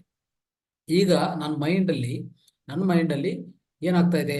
ನನ್ನ ಮೈಂಡಿಂದ ಒಂದು ಪ್ರಸಾರ ಆಗ್ತಾ ಇದೆ. ನನ್ನ ಮೈಂಡಿಂದ ಒಂದು ಸಲಹೆ ಬರ್ತಾ ಇದೆ. ಅದರಿಂದ ಈ ಬ್ರೈನ್ಗೆ ಹೋಗುತ್ತೆ ಸಲಹೆ. ಆ ಬ್ರೈನ್ಗೆ ಹೋದ ತಕ್ಷಣ ಅದು ನನಗೆ ಸಲಹೆ ಕೊಡುತ್ತೆ. ಈ ತರ ಕೈ ಎತ್ತೋದು, ಈ ತರ ಮಾತಾಡೋದು. ನನ್ನ ಮಾತುಗಳು ಬರ್ತಾ ಇದೆ ಅಂದ್ರೆ ಎಲ್ಲಿಂದ ಬರ್ತಾ ಇದೆ? ನಮ್ಮ ಹಾಸ್ಟೆಲ್ ದೇಹದಿಂದ ಬಂದಂತ ಈ ಮಾತುಗಳೆಲ್ಲ ಅಲ್ಲಿಂದನೇ ಬರೋದು. ಅದಕ್ಕೆ ನಾವು ಅನ್ಕೊಂಡಂತ ಈಜಿ ಅಲ್ಲ ಸ್ನೇಹಿತರೆ. ಇದು ಅರ್ಥ ಮಾಡ್ಕೋಬೇಕು. ಒಂದು ಆಳವಾದ ಸಬ್ಜೆಕ್ಟ್ ಇದು ಅಲ್ವಾ? ಯಾಕಂದ್ರೆ ನಾವೇನೋ ಮಾತಾಡ್ತೇವೆ ಅಂದ್ರೆ ಈ ಬಾಯಿ ಮಾತಾಡ್ತಾ ಇದೆ, ಈ ಶರೀರ ಮಾತಾಡ್ತಾ ಇದೆ ಅಂತ ಮಾತ್ರ ತಪ್ಪು ತಿಳ್ಕೊಬೇಡಿ. ಅದು ತಪ್ಪಾಗತ್ತೆ ತಿಳ್ಕೊಳ್ಳೋದು. ಆ ತರ ತಿಳ್ಕೊಳ್ಳೋದು ತಪ್ಪಾಗತ್ತೆ. ಇವತ್ತು ಎಲ್ಲಿಂದ ಏನಾಗ್ತಾ ಇದೆ ಅಂದ್ರೆ ಇಷ್ಟೆಲ್ಲ ಇರ್ತದೆ ನೋಡಿ. 19 ಅಂಶಗಳಿದೆ ಒಂದು ಹಾಸ್ಟೆಲ್ ದೇಹದಲ್ಲಿ. 19 ಅಂಶಗಳಿಂದ ಈ ಫಿಸಿಕಲ್ ಬಾಡಿ ನಿರ್ವಹಿಸ್ತಾ ಇರ್ತದೆ. ಅದು ಅರ್ಥ ಮಾಡ್ಕೋಬೇಕು. ಇನ್ನೂ 5 ಇದೆ. ಇನ್ನೂ 5 ಯಾವ್ದದು? ಅದೇ ನಮ್ಮ ಪಂಚಭೂತಗಳು. ಈ ದೇಹ ಯಾವ್ದು ನಿರ್ಮಿತ ಆಗಿದೆ? ಪಂಚಭೂತಗಳು. ಈಗಾಗಲೇ ಗೊತ್ತಲ್ಲ, ನಮ್ಮ ಅಗ್ನಿಯಾಂಶ, ಈ ವಾಯುಯಾಂಶ, ಆಕಾಶಾಂಶ, ಪೃಥ್ವಿಯಾಂಶ, ಮತ್ತೆ ಇದು ಕೊನೆಯದು ನೀರಾಂಶ. ಈ 5 ಪಂಚಭೂತಗಳಿಂದ ಈ ದೇಹ ನಿರ್ಮಿತ ಆಗಿದೆ. ಅಂದ್ರೆ ಟೋಟಲ್ ಎಷ್ಟಾಯ್ತು ಸ್ನೇಹಿತರೆ, ಒಂದು ಮಾನವನ ಶರೀರ ಅಂದ್ರೆ ಎಷ್ಟಾಯ್ತು? 25 ಆಯ್ತು. 25 ಅಂಶಗಳಿದೆ ಒಂದು ಮಾನವನ ಶರೀರ ಅಂದ್ರೆ. ಇದು ನೀವು ಅರ್ಥ ಮಾಡ್ಕೋಬೇಕು. ಮತ್ತೆ ಇಷ್ಟು ಅಂಶಗಳಿರುವಂತ ಇದು ಎಷ್ಟೋ ಅಂದ್ರೆ ದೊಡ್ಡ ವ್ಯವಸ್ಥೆ ಇದು. ಅಂದ್ರೆ ಹಾಸ್ಟೆಲ್ ದೇಹ, ನಾವು ಯಾರು? ಆತ್ಮ, ಆತ್ಮ ಪದಾರ್ಥ. ನಾವು ಕೆಳಗೆ ಬರ್ತಾ ಬರ್ತಾ ಒಂದು ಹಾಸ್ಟೆಲ್ ದೇಹ ತಗೊಂಡಿದ್ವಿ. ಹಾಸ್ಟೆಲ್ ದೇಹದಲ್ಲಿ ಇಷ್ಟು ಅಂಶಗಳಿರುವಾಗ ನಾವೇನ್ ಮಾಡ್ತಾ ಇದೀವಿ ಗೊತ್ತಾ? ನಾವೊಂದು ಯಾವ ತರ ಅಂದ್ರೆ ಸರ್ವೆಂಟ್ ತರ ಕೆಲಸ ಮಾಡ್ತಾ ಇದೀವಿ. ಅಂದ್ರೆ ನಾವು ಅಂದ್ರೆ ನಮ್ಮ ದೇಹ ಏನ್ ಹೇಳ್ತದೋ ಅದನ್ನು ಕೇಳ್ತಾ ಇದ್ ಬಿಟ್ಟು, ನಾವು ಹಾಸ್ಟೆಲ್ ದೇಹ ಕೇಳೋದು ಅಂದ್ರೆ ನಾವು ಸೂಕ್ಷ್ಮ ಶರೀರಕ್ಕೆ ಹೋಗುವಂತ ಸಲಹೆಗಳು, ಮತ್ತೆ ನಮ್ಮ ಸಬ್ ಕಾನ್ಶಿಯಸ್ ಮೈಂಡ್ ಇಂದ ಬರುವಂತ ಸಲಹೆಗಳು, ಆ ಮೆಸೇಜ್ಗಳು ಯಾವುದೂ ನಾವು ಕೇರ್ ಮಾಡಲ್ಲ, ತಗೊಳಲ್ಲ. ಅದಕ್ಕೆ ಏನಾಗ್ತಾ ಇದೆ, ನಾವೇನ್ ಮಾಡಿದ್ವಿ ಅಂದ್ರೆ ಖಂಡಿತವಾಗಿ ಏನಾಗಿದೆ ಗೊತ್ತಾ? ಈ ಪಂಚೇಂದ್ರಿಯಗಳಿಗೆ ನಾವು ಒಂಥರ ಬಾನಿಸಾಗ್ಬಿಟ್ಟಿದ್ವಿ. ನಾವು ರಾಜು, ನಾವು ಕಿಂಗ್. ನಾವಂದ್ರೆ ಯಾವುದು? ನಮ್ಮ ಆತ್ಮ. ನಮ್ಮ ಆತ್ಮ ಜೊತೆಗೆ ಈ ಹಾಸ್ಟೆಲ್ ಬಾಡಿ ಇರ್ಬೋದು. ಹಾಸ್ಟೆಲ್ ಬಾಡಿಗೆ ಶಕ್ತಿ ತುಂಬೋದು ಆತ್ಮನೇ. ಆತ್ಮ ಹಾಸ್ಟೆಲ್ ಬಾಡಿ ಶಕ್ತಿ ತುಂಬುತ್ತದೆ. ಹಾಸ್ಟೆಲ್ ಬಾಡಿ ಈ ಫಿಸಿಕಲ್ ಬಾಡಿ ಅಂದ್ರೆ ಈ ಪಂಚಭೌತಿಕ ದೇಹಕ್ಕೆ ಶಕ್ತಿ ತುಂಬುತ್ತಾ ಇರ್ತದೆ. ಶಕ್ತಿ ಆಗ್ಬೋದು, ಸಲಹೆಗಳಾಗ್ಬೋದು, ಒಂದು ಜ್ಞಾನ ಆಗ್ಬೋದು, ಯಾವುದೇ ತುಂಬಿದನು ಅದೆಲ್ಲ ಬರೋದು ಹಾಸ್ಟೆಲ್ ದೇಹದಿಂದ, ಸೂಕ್ಷ್ಮ ಶರೀರದಿಂದ. ನೀವು ಅರ್ಥ ಮಾಡ್ಕೊಳ್ಳಿ. ಯಾವ ಇಷ್ಟೆಲ್ಲ ವ್ಯವಸ್ಥೆ ಇರುವಾಗ ನಾವು ಯಾಕೆ ಈ ತರ ಅಂದ್ರೆ ವ್ಯವಹರಿಸ್ತಾ ಇದೀವಿ? ಯಾಕೆ ಈ ತರ ಒಂಥರ ಈ ಪಂಚೇಂದ್ರಿಯಗಳಿಗೂ ಲೋನ್ ಆಗಿದೀವಿ? ಯಾವುದೇ ಪಂಚೇಂದ್ರಿಯ ನೋಡಿ. ಸೊ ಇದು ನೋಡಬಾರ್ದಪ್ಪ ಅಂದ್ರೆ ಅದೇ ನೋಡ್ತೀವಿ ಅಲ್ವಾ? ಒಂದೇ ಇದು ಮಾಡಬಾರ್ದಂದ್ರೆ ಅದೇ ಮಾಡ್ತಾ ಇರ್ತೀವಿ. ಕೈಗಳು ಎತ್ಕೊಂಡು ಅದೇ ಕೆಲಸ ಮಾಡ್ತಾ ಇರ್ತೀವಿ. ಇನ್ನೊಬ್ಬರನ್ನು ಮೋಸ ಮಾಡಬಾರ್ದಂದ್ರೆ ಮೋಸನೇ ಆಗ್ತಾ ಇರ್ತದೆ, ಮೋಸನೇ ಮಾಡ್ತಾ ಇರ್ತೀವಿ. ತಿನ್ನಬಾರ್ದಂದ್ರೆ ತಿನ್ನಬಾರ್ದಂತ ಎಲ್ಲಾ ವಿಷಯ, ಎಲ್ಲಾ ತಿಂಡಿಗಳು, ಎಲ್ಲಾ ಪದಾರ್ಥಗಳು ನಾವು ತಿಂತಾ ಇರ್ತೀವಿ. ಅದರಿಂದ ನಮ್ಮ ದೇಹಕ್ಕೆ ರೋಗ ತಂದ್ಕೊಂಡು ಬರ್ತೀವಿ. ರೋಗ ಅನ್ನೋದು ಉಂಟಾಗ್ತದೆ. ಅವಾಗ ಮತ್ತೆ ಆ ರೋಗದಿಂದ ಅಲಿತಾ ಇರ್ತೀವಿ. ಎಷ್ಟೋ ಡಾಕ್ಟರ್ಸ್ ಹತ್ರ ಎಲ್ಲಾ ಕಡೆ ಹೋಗಿ ಸುತ್ಕೊಂಡು ಬರ್ತಾ ಇರ್ತೀವಿ. ಅದೆಲ್ಲ ಬೇಕಾಗಿಲ್ವಲ್ಲ. ಸಮಗ್ರ ಜೀವನ ಶೈಲಿ ಪಾಲನೆ ಮಾಡಿ ಅಂತ ಈಗಾಗಲೇ ನಾವು ಒಳ್ಳೆ ಜ್ಞಾನ, ಒಳ್ಳೆ ತಿಳುವಳಿಕೆ ಕೊಟ್ಟಿರ್ತೀವಿ. ಅದೆಲ್ಲ ಹೋಗಿ ನಿಮ್ಮ ಮೈಂಡ್ ಒಳಗಡೆ ಸೇರ್ಕೊಂಡಿರ್ತದೆ. ಯಾವ ಮೈಂಡ್ ಅದು? ಚೇತನ ಮೈಂಡ್ ಅಲ್ಲ, ಚೇತನ ಮನಸ್ಸಲ್ಲ, ಉಪಚೇತನ ಮನಸ್ಸು ಒಳಗಡೆ ಸೇರ್ಕೊಂಡಿರ್ತದೆ ಈಗಾಗಲೇ. ಮತ್ತೆ ಅದೆಲ್ಲದು ಪಾಲನೆ ಮಾಡಿ. ಅದು ಹೇಳ್ತಾ ಇರ್ತದೆ ಒಳಗಡೆಯಿಂದ. ಆದ್ರೆ ನಿಮ್ಗೆ ಅದು ರುಚಿ ಅಲ್ಲ. ಒಂದು ಒಳ್ಳೆ ಬರ್ಗರ್, ಪಿಜ್ಜಾ ನೋಡಿದ ತಕ್ಷಣ ಏನಾಗ್ತದೆ? ನಮ್ಮ ನಾಲ್ಗೆ ಹೇಳ್ತಾ ಇರ್ತದೆ, ಒಳ್ಳೆ ಟೇಸ್ಟ್ ಇದೆಪ್ಪ ಇದು, ಫಸ್ಟ್ ಆ ಟೇಸ್ಟ್ ತಿನ್ಬಿಡಿ ಅಂತ ಹೇಳ್ತದೆ. ನೀವೇನ್ ಮಾಡ್ತೀರಿ? ನಿಮ್ಮ ಹತ್ರ ಆ ಶಕ್ತಿ ಇಲ್ಲ. ನಿಮ್ಮ ಹತ್ರ ಆ ನಿಗ್ರಹ ಶಕ್ತಿ ಇಲ್ಲ, ನಿಯಂತ್ರಣ ಶಕ್ತಿ ಇಲ್ಲ. ಆದ್ರೂ ನಿಯಂತ್ರಿಸುವಂತ ಶಕ್ತಿ ಆ ನಾಲ್ಗೆ ಹೇಳ್ತಾ ಇದೆ. ಆದ್ರೂ ನಮ್ಮ ಜ್ಞಾನ ಅಲ್ಲಿ ಕೆಲಸ ಮಾಡಬೇಕು, ನಮ್ಮ ಬುದ್ಧಿ ಕೆಲಸ ಮಾಡ್ಬೇಕು. ಏನಂತ ಬುದ್ಧಿ? ಈಗಾಗಲೇ ಹೇಳಿದ್ನಲ್ಲ, ಮೈಂಡ್ ಅಲ್ಲಿ ಯಾರಿದ್ದಾರೆ? ನಾಲ್ಕಿದ್ದಾರೆ. 4 ತರ ಅಂಶಗಳಿದೆ ಮೈಂಡ್ ಅಲ್ಲಿ. ಅದೇ ಚೇತನ ಮನಸ್ಸು, ಎರಡನೇದು ಬುದ್ಧಿ, ಮೂರನೇದು ಅಹಂಕಾರ, ನಾಲ್ಕನೇದು ಚಿತ್ತ, ಮೆಮರಿ. ಚಿತ್ತ ಅಂದ್ರೆ ಸಬ್ ಕಾನ್ಶಿಯಸ್ ಮೈಂಡ್. ಈ 4 ಇರುವಾಗ ಯಾರನ್ನ ಕೇಳ್ಬೇಕು? ಬುದ್ಧಿನ ಕೇಳ್ಬೇಕು. ಏನಪ್ಪಾ ಇದು ತಿನ್ಬೇಕಾ ತಿನ್ಬಾರ್ದಾ? ಆಲ್ರೆಡಿ ಬುದ್ಧಿ ಆಲ್ರೆಡಿ ಸೇರ್ಕೊಂಡಿದೆ. ಏನಂತ? ಇದೆಲ್ಲ ತಿಂದ್ರೆ ನಿಮ್ಗೆ ಶುಗರ್ ಜಾಸ್ತಿ ಆಗ್ತದೆ, ಡಯಾಬಿಟಿಸ್ ಇಂಥ ವ್ಯಾಧಿಗಳು ಬರ್ತದೆ. ಈಗಾಗಲೇ ನಾವು ಕ್ಲಾಸಲ್ಲಿ ತಿಳ್ಕೊಂಡಿದ್ವಿ. ಇದೆಲ್ಲ ಒಳಗಡೆ ಇರ್ತದೆ. ಆದ್ರೆ ಅದನ್ನು ಕೇಳಿಸಲ್ಲ. ಅದೇ ಇಲ್ಲಿ ಮಾಯ ಅಲ್ವಾ? ಸೊ ಇಂಥ ಸ್ನೇಹಿತರೆ, ಇದೆಲ್ಲ ನೋಡ್ತಾ ಇದ್ರೆ ನಾವು ಏನಂದ್ರೆ, ನಾವು ರಾಜ ಆಗಿದೀವಿ. ನಾವು ರಾಜು ಅಂತ ಮರ್ತು ಬಿಟ್ಟಿದ್ವಿ. ಅಂದ್ರೆ ನಾನು ಕಿಂಗ್, ಆದ್ರೆ ಕಿಂಗ್ ಅಂತ ನಾನು ಮರ್ತು ಬಿಟ್ಟಿದ್ದೀನಿ. ಈಗೇನಂದ್ರೆ ಯಾವಾಗಲೂ ನಾನು ಒಂದು ಬಾನಿಸ ತರ ಕೆಲಸ ಮಾಡ್ತಾ ಇರ್ತೀನಿ. ಯಾವುದೇ ನಮ್ಮ ಕಣ್ಣುಗಳು, ಈ ಕಣ್ಣಿಂದ ಏನ್ ನೋಡಬಾರ್ದು ಎಲ್ಲ ನೋಡೋದು. ಒಂದು ಕಂಪ್ಯೂಟರ್ ನೋಡಬಾರ್ದು ಜಾಸ್ತಿ. ಮತ್ತೆ ಇನ್ನೊಂದು ಯಾವುದೇ ವಿಷಯಗಳು, ಯಾವುದೇ ಅದೊಂದು ನಮ್ಗೆ ಯೂಸ್ ಇಲ್ಲ, ಅದು ಅನವಶ್ಯಕತ ವಿಷಯಗಳು ನೋಡಕ್ ಹೋಗ್ಬಾರ್ದು, ಅದೇ ನೋಡೋದು. ಮೊದಲೇದಾಗಿ ಅದೇ ನೋಡೋದು ಅಷ್ಟೇ. ಯಾಕಂದ್ರೆ ನಮ್ಗೆ ಈ ಪಂಚೇಂದ್ರಿಯಗಳು ಏನ್ ಮಾಡ್ತದೆ? ನನ್ಗೆ ಏನ್ ಹೇಳ್ಕೊಡ್ತಾ ಇದೆ ಅದು ಕೇಳ್ತಾ ಇದೆ ಅಷ್ಟೇ. ಯಾಕೆ ಆ ಥರ ಆಗ್ತಾ ಇದೆ? ನಿಗ್ರಹ ಶಕ್ತಿ, ನಿಯಂತ್ರಣ ಶಕ್ತಿ ಯಾಕೆ ನಿಮ್ಮ ಹತ್ರ ಇಲ್ಲ? ಯಾವ ಥರ ಒಟ್ಟೋಗಿದೆ ಇದೆಲ್ಲ ನಿಮ್ಮಿಂದ ಅಂದ್ರೆ ಒಂದೇ ಒಂದು ಪ್ರಧಾನ ಕಾರಣ ಏನಂದ್ರೆ, ನಮ್ಮ ಹತ್ರ ನಮ್ಮ ಮೆಂಟಲ್ ಎನರ್ಜಿ ಅಂದ್ರೆ ನಮ್ಮ ಮಾನಸಿಕ ಶಕ್ತಿ ಕಡಿಮೆ ಆಗಿದೆ. ಯಾವ ತರ ಕಡಿಮೆ ಆಗಿದೆ? ನಾವು ಮಾಡುವಂತ ಯೋಚನೆಗಳು, ನಕಾರಾತ್ಮಕ ಯೋಚನೆಗಳು ಜಾಸ್ತಿ. ಒಂಥರ ಒತ್ತಡದಿಂದ ಜೀವನ ನಡೆಸೋದು, ಇದೆಲ್ಲದಿಂದ ಏನಾಗ್ತದೆ? ನಿಗ್ರಹ ಶಕ್ತಿ ಒಟ್ಟೋಗಿದೆ ಸ್ನೇಹಿತರೆ, ನಿಯಂತ್ರಣ ಶಕ್ತಿ ಒಟ್ಟೋಗಿದೆ. ಅವಾಗ ಪಂಚೇಂದ್ರಗಳು ನಮ್ಮನ್ನು ಪಾಲಿಸ್ತದೆ ಬಿಟ್ಟು ನಾನು ಪಂಚೇಂದ್ರಗಳು ಪಾಲಿಸ್ಬೇಕು. ನೋಡಿ, ನಾನ್ ಬಾಸ ಇಲ್ವಾ? ನಾನು ಆತ್ಮ. ನಾನು ಯಾರು? ಆತ್ಮ. ಮತ್ತೆ ಹಾಸ್ಟೆಲ್ ದೇಹ. ಎಷ್ಟು ಇದು ವ್ಯವಸ್ಥೆ ಏನು? ನಾನೇ ಒಂದು ದೊಡ್ಡ ಮಹಾರಾಜ, ದೊಡ್ಡ ಕಿಂಗ್ ನಾನು. ಅಂದ್ರೆ ಆತ್ಮನೇ ನಾನಾಗುವಾಗ ಈ ಪಂಚೇಂದ್ರಗಳು ನಾನು ಏನ್ ನೋಡ್ತಾ ಇದ್ದೋ ನಮ್ಮ ದೇಹದ ಮೇಲೆ ಪಂಚೇಂದ್ರಗಳು, ಅದಕ್ಕೆಲ್ಲ ಶಕ್ತಿ ನಾನು ತುಂಬ್ತಾ ಇರುವಾಗ ಮತ್ತು ನನ್ನ ಮಾತು ಅದು ಕೇಳ್ಬೇಕಾ, ಅದು ಮಾತು ನಾನು ಕೇಳ್ಬೇಕಾ? ನನ್ನ ಮಾತು ಅದು ಕೇಳ್ಬೇಕಲ್ಲ. ಮತ್ತೆ ಯಾರು ಕೇಳ್ತಾ ಇದ್ದಾರೆ? ಈಗ ಪಂಚೇಂದ್ರಿಯಗಳ ಮಾತು ನೀವು ಕೇಳ್ತಾ ಇದ್ರಿ ಅಲ್ವಾ? ಇದಕ್ಕೂ ಸ್ನೇಹಿತರೆ, ಇದೆಲ್ಲ ನಾವು ಈ ಪಂಚೇಂದ್ರಿಯಗಳ ಮೇಲೆ ನಾವು ಅಂದ್ರೆ ಈ ಪಂಚೇಂದ್ರಿಯಗಳು, ಪಂಚ ಇಂದ್ರಿಯಗಳೇನಿದೆಯೋ ಇದ್ರ ಮೇಲೆ, ಮತ್ತೆ ಈ ಕರ್ಮೇಂದ್ರಿಯಗಳೇನಿದೆಯೋ ಇದೆಲ್ಲದ ಮೇಲೆ ಪಾಲನೆ ಮಾಡಬೇಕು. ಅದೆಲ್ಲ ನಿಯಂತ್ರಣ ಮಾಡ್ಬೇಕಂದ್ರೆ ನಮ್ಗೆ ಏನ್ ಬೇಕಾಗಿದೆ ಅಂದ್ರೆ ಮಾನಸಿಕ ಶಕ್ತಿ ಹೆಚ್ಚಾಗಿರ್ಬೇಕು. ಯಾವಾಗ ಮಾನಸಿಕ ಶಕ್ತಿ ಹೆಚ್ಚಾಗ್ತದೋ ಆ ಮಾನಸಿಕ ಶಕ್ತಿಯಿಂದ ನಾವು ನಿಯಂತ್ರಣ ಮಾಡಕ್ಕೆ, ನಾನು ಪಾಲಿಸಕ್ಕೆ ತಯಾರಾಗಿರ್ತೀನಿ. ಅದೆಲ್ಲ ಬರೋದು ಸ್ನೇಹಿತರೆ, ಆ ಮಾನಸಿಕ ಶಕ್ತಿ ಬರೋದು ಒಳ್ಳೆ ಧ್ಯಾನ ಮಾಡ್ತಾ ಹೋಗ್ಬೇಕು. ನೀವು ಒಳ್ಳೆ ಧ್ಯಾನ ಮಾಡುವಾಗ ಏನಾಗ್ತದೆ, ವಿಚಕ್ಷಣಾ ಶಕ್ತಿ ಮತ್ತೆ ಜಾಸ್ತಿ ಬುದ್ಧಿ ಬರುತ್ತೆ ಸ್ನೇಹಿತರೆ. ಯಾವಾಗ ಬುದ್ಧಿ ಬರೋದು? ಬುದ್ಧಿ ಅನ್ನೋದು ಒಳ್ಳೆ ಧ್ಯಾನ ಮಾಡಬೇಕು, ಒಳ್ಳೆ ಸ್ವಾಧ್ಯಾಯ ಮಾಡಬೇಕು, ಸಜ್ಜನ ಸಾಂಗತ್ಯ ಮಾಡ್ತಾ ಇರಬೇಕು, ಮತ್ತೆ ಪಿರಮಿಡ್ ಶಕ್ತಿ ಹೆಚ್ಚಾಗಿ ಬಳಸ್ಕೋಬೇಕಾಗತ್ತೆ. ಇದೆಲ್ಲ ಮಾಡುವಾಗ ನನ್ನ ಬುದ್ಧಿ ಹೆಚ್ಚಾಗುವಾಗ ಏನಾಗ್ತದೆ ಗೊತ್ತಾ? ನಾನು ಯಾವುದೇ ಒಂದು ಪಂಚೇಂದ್ರಿಯದಿಂದ ನೋಡ್ತೀನೋ, ಒಂದು ಸ್ಮೆಲ್ ಮಾಡ್ತೀನೋ, ಇಲ್ಲ ಕೇಳಿಸ್ಕೊಂತೀನೋ, ಇಲ್ಲ ಮಾತುಗಳು ಅಷ್ಟೇ ತುಂಬಾ ಜಾಗೃತವಾಗಿ ಮಾತಾಡ್ತೀನಿ. ಒಂದು ಮೌನದಲ್ಲೇ ಇಡ್ತೀನಿ. ಆದ್ರೆ ಕೆಲಸ ಇದ್ರೆ ಬೇಕಾದ್ರೆ ಮಾತಾಡ್ತೀನಿ, ಇಲ್ಲಾಂದ್ರೆ ನಾನು ಎಲ್ಲ ಮುಚ್ಚಿಬಿಡ್ತೀನಿ. ಅದು ಮಾತಾಡಕ್ಕೆ ಹೋಗಲ್ಲ. ಅಂತ ವಿಚಕ್ಷಣ ಶಕ್ತಿ, ಅದು ತಪ್ಪ ರೈಟಾ ಇದೆಲ್ಲ ನೋಡಕ್ ಏನ್ ಬೇಕು ಗೊತ್ತಾ? ಆ ವಿಚಕ್ಷಣ ಶಕ್ತಿ ಬೇಕು ನಿಮ್ಗೆ. ಆ ವಿಚಕ್ಷಣ ಬುದ್ಧಿ ಅಂತ ಹೇಳ್ತೀವಿ. ನಾವು ಬುದ್ಧರ ಆಗ್ಬೇಕಂದ್ರೆ ಏನು? ಹೆಚ್ಚಾಗಿ ಧ್ಯಾನ ಮಾಡಬೇಕು, ಹೆಚ್ಚಾಗಿ ಸಜ್ಜನ ಸಾಂಗತ್ಯ ಮಾಡ್ತಾ ಹೋಗ್ಬೇಕು, ಮತ್ತೆ ಹೆಚ್ಚಾಗಿ ಸ್ವಾಧ್ಯಾಯ ಮಾಡ್ತಾ ಹೋಗ್ಬೇಕು. ಇಷ್ಟೆಲ್ಲ ಮಾಡಿದ್ರೆ ಏನಾಗ್ತದೆ? ಖಂಡಿತವಾಗಿ ನಾವು ಯಾವಾಗ್ಲೂ ಕಿಂಗ್ ಆಗಿರ್ತೀವಿ, ರಾಜ ಆಗಿರ್ತೀವಿ. ಮತ್ತೆ ಇದೆಲ್ಲ ಪಂಚೇಂದ್ರಗಳು, ಕರ್ಮೇಂದ್ರಗಳು ನಾವು ಏನ್ ಹೇಳಿದೆ ಅದು ಕೇಳ್ತದೆ. ನಾನು ಶಕ್ತಿ ಕೊಡ್ತಾ ಇರೋದು ಇದಕ್ಕೆಲ್ಲಾನು. ಮತ್ತೆ ನಾನು ಅದು ಕೇಳ್ಬೇಕಾ, ಅದು ನನ್ನ ಕೇಳ್ಬೇಕಾ? ಇದು ಅರ್ಥ ಮಾಡ್ಕೊಳ್ಳಿ. ನಿಮ್ಮ ಸ್ವರೂಪ ನಿಮ್ಗೆ ಅರ್ಥ ಆಗಿಲ್ಲ ಇಷ್ಟವರೆಗೂ. ಇವತ್ತಿನ ಕಾರ್ಯಕ್ರಮವರೆಗೂ ನಿಮ್ಮ ಸ್ವರೂಪ ನಿಮ್ಗೆ ಗೊತ್ತಾ?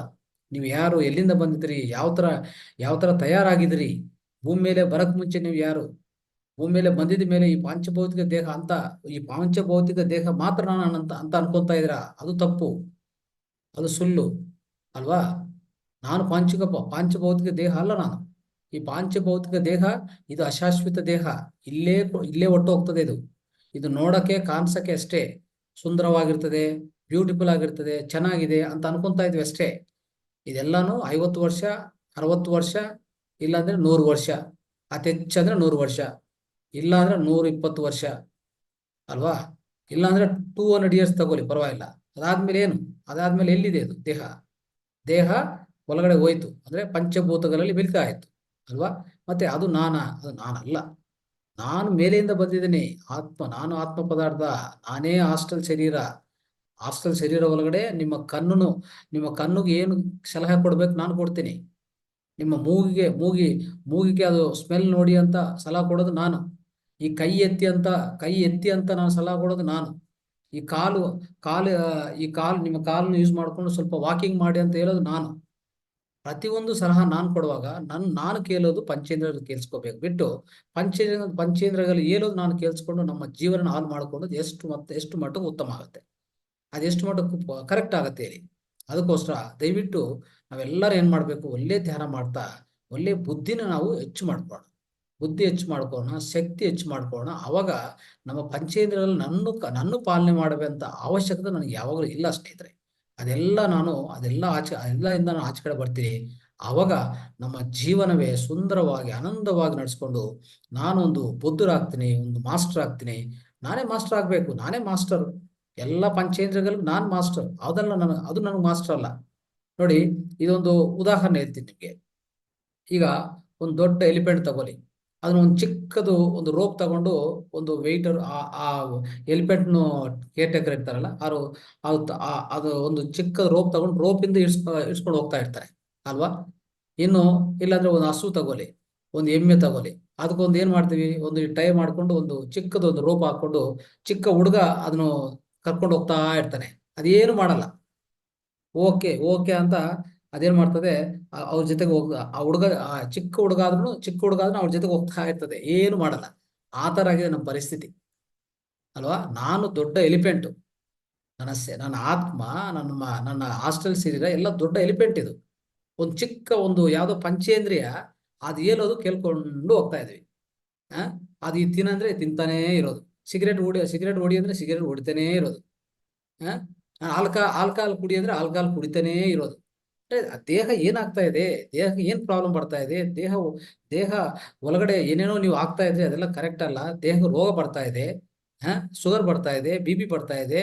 ಇದೆಲ್ಲ ಗೊತ್ತಾಗಿ ಅದು ಸಿಕ್ಕದ ಯಾವುದೋ ಒಂದು ಪಂಚೇಂದ್ರಿಯ ಹೇಳ್ತದೆ, ಈ ನಾಲಿಗೆ, ನಾಲಿಗೆಯಲ್ಲಿ ತುಂಬಾ ಟೇಸ್ಟ್ ಇದೆಯಪ್ಪ, ಒಂದು ಒಳ್ಳೆ ಮತ್ತು ಬರ್ತಾ ಇದೆ, ಒಂದೇ ಮತ್ತು ಬರ್ತಾ ಇದೆ, ಏನೋ ಪಂಚೇಂದ್ರಿಯಗಳು ಹೇಳ್ತದೆ. ನಾ ಹೇಳ್ತಿಲ್ಲ, ಎಲಿಫೆಂಟ್ನು ಚಿಕ್ಕದು ಒಂದು ತಾಡ್ ತಗೊಂಡು ಕರ್ಕೊಂಡು ಹೋಗೋದು, ಆ ತರ ಆಗ್ಬಿಟ್ಟಿದೆ ನಮ್ಮ ಪರಿಸ್ಥಿತಿ ಅಲ್ವಾ. ಇದರಿಂದ ನಾವು ಆಚೆ ಬರ್ಬೇಕು ಸ್ನೇಹಿತರೆ.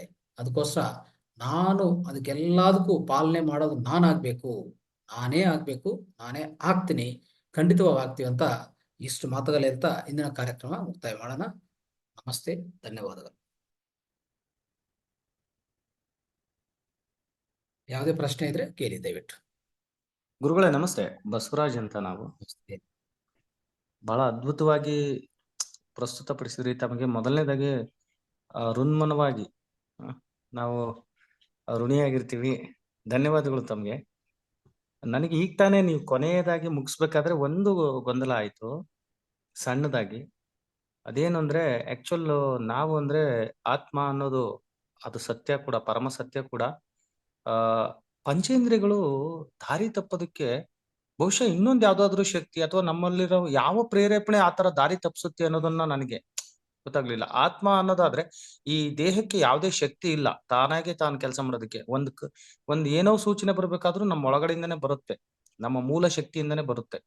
ಆದ್ರೆ ಪಂಚೇಂದ್ರಿಯಗಳು ಬೇಡವಾದದ್ದನ್ನ ಋಣಾತ್ಮಕ ಅಥವಾ ನಮ್ಮ ಬದುಕಿಗೆ ಪೂರಕವಾಲ್ದೆ ಧನಾತ್ಮಕ ಇಲ್ದೇ ಇರ್ತಕ್ಕಂತ ಕೆಲಸಗಳನ್ನು ಮಾಡೋದಕ್ಕೆ ಯಾರು ಪ್ರೇರೇಪಣೆ ಕೊಟ್ರು ಅಥವಾ ಅದಕ್ಕೆ ಯಾರು ಸೂಚನೆ ಕೊಡ್ತಾರೆ? ಈ ಆತ್ಮವಲ್ಲದ ಇನ್ನೊಂದು ಯಾವ ಶಕ್ತಿ ನಮ್ಗೆ ಚೇತನ ಮನಸ್ಸು ಏನಾಗಿರ್ತದೆ ಅಂದ್ರೆ, ನಿಮ್ಮ ಆತ್ಮ ದಶೆ ಆಧಾರವಾಗಿ ನಿಮ್ಮ ಆತ್ಮ ದಶೆ ಕಡಿಮೆ ಇದೆ ಅಂತ ಇಟ್ಕೊಳ್ಳಿ. ಓಕೆ, ಅಂದ್ರೆ ನೀವು ಮೊದಲನೇ ಜನ್ಮದಲ್ಲಿ ಇದ್ದೀರ ಅಂತ ಇಟ್ಕೊಳ್ಳಿ. ನೀವು ತಾಮಸಿಕ ಗುಣದಲ್ಲಿ ಇದ್ದಾರೆ ಅಂತ ಇಟ್ಕೊಳ್ಳಿ, ರಜೋಗುಣದಲ್ಲಿ ನೀವು ಪಾಲಿಸ್ತಾ ಇದೆ ಅಂತ ಇಟ್ಕೊಳ್ಳಿ. ಇದೆಲ್ಲ ಎಲ್ಲಿಂದ ಬರುತ್ತಂದ್ರೆ ಖಂಡಿತವಾಗಿ ನಿಮ್ಮ ಜನ್ಮದ ಮೇಲೆ ಆಧಾರ. ಅಂದ್ರೆ ನಾನು ಈಗಾಗಲೇ 400 ಜನ್ಮದಲ್ಲಿ ನಾನು ಯಾವುದೋ ಒಂದು 100 ಜನ್ಮದಲ್ಲಿ ಇದ್ದೀನಿ. ಅಂದ್ರೆ 100 ಜನ್ಮಗಳಲ್ಲಿ ನಾನು ಇದ್ದೀನಿ. ನಾನು ಮಾಡೋ ಕೆಲಸಗಳು ಹಂಗೆ ಇರ್ತದೆ ಅಷ್ಟೇ. ಅರ್ಥ ಆಯ್ತಾ? ನಾನು ಮಾಡೋ ಜನ್ಮಾಂತರದ ಕರ್ಮ ಫಲಗಳಿಂದ ಬರುತ್ತೆ ಅಂತ. ಹೌದು, ಅದು ನಮ್ಮ ಚೇತನ ಮನಸ್ಸು ಮಾಡ್ತಾ ಇರ್ತದೆ. ಚೇತನ ಮನಸ್ಸುಗೂ ಎಲ್ಲಿಂದ, ನೀವ್ ಹೇಳಿದ್ರಲ್ಲ, ಎಲ್ಲಿಂದ ಬರ್ತಾ ಇದೆ? ಈಗ ತಾನಂತ ತಾನು ಈ ಕರ್ಮೇಂದ್ರಗಳು ತಪ್ಪು ಮಾಡಲ್ಲ ಅಂತ ನೀವ್ ಹೇಳೋದು ಕರೆಕ್ಟ್, ಅದು ಒಪ್ಕೊಂತೀನಿ ನಾನು, ಅಲ್ವಾ? ಆದ್ರೆ ನಮ್ಮ ಆತ್ಮಶಕ್ತಿನ ನಾವು ಉಪಯೋಗಿಸ್ಕೊಂಡು, ಆ ಬುದ್ಧಿನ ಉಪಯೋಗಿಸ್ಕೊಂಡು ಮೈಂಡೇ ಸಲಹಾ ಕೊಡೋದು, ಅದನ್ನು ಕರೆಕ್ಟ್ ನೀವು ಹೇಳಿದ್ದು. ಅಂದ್ರೆ ಯಾವುದೇ ಒಂದು ವಾಸನ ನೋಡಿದೆ ಅಂತ ಇಟ್ಕೊಳ್ಳಿ, ವಾಸನ ನೋಡೋದು ಪಂಚೇಂದ್ರಿಯದಿಂದ, ಬಟ್ ಅದು ಆ ಮೆಸೇಜ್ ಹೋಗೋದು ಮನಸ್ಸಿಗೆ. ಮನಸ್ಸಿಗೆ ಹೋಗಿದ ಮೇಲೆ ಮನಸ್ಸು ಗೊತ್ತಾದ್ರೇನೆ ಇದು ಈ ಸ್ಮೆಲ್ ಈ ತರ ಇದೆ, ಇದು ಒಳ್ಳೆಯದು, ನೋಡಿದ್ರೆ ಚೆನ್ನಾಗಿದೆಯಪ್ಪ, ಏನೋ ಸ್ಮೆಲ್ ತುಂಬಾ ಚೆನ್ನಾಗಿ ಅನಿಸ್ತಾ ಇದೆ ನಮ್ಗೆ, ತಿನ್ಬಿಡಿ ಅಂತ ಒಂಥರ ಆ ಸಲಹಾ ಬರೋದು ಮೈಂಡ್ನೇ ಬರೋದು.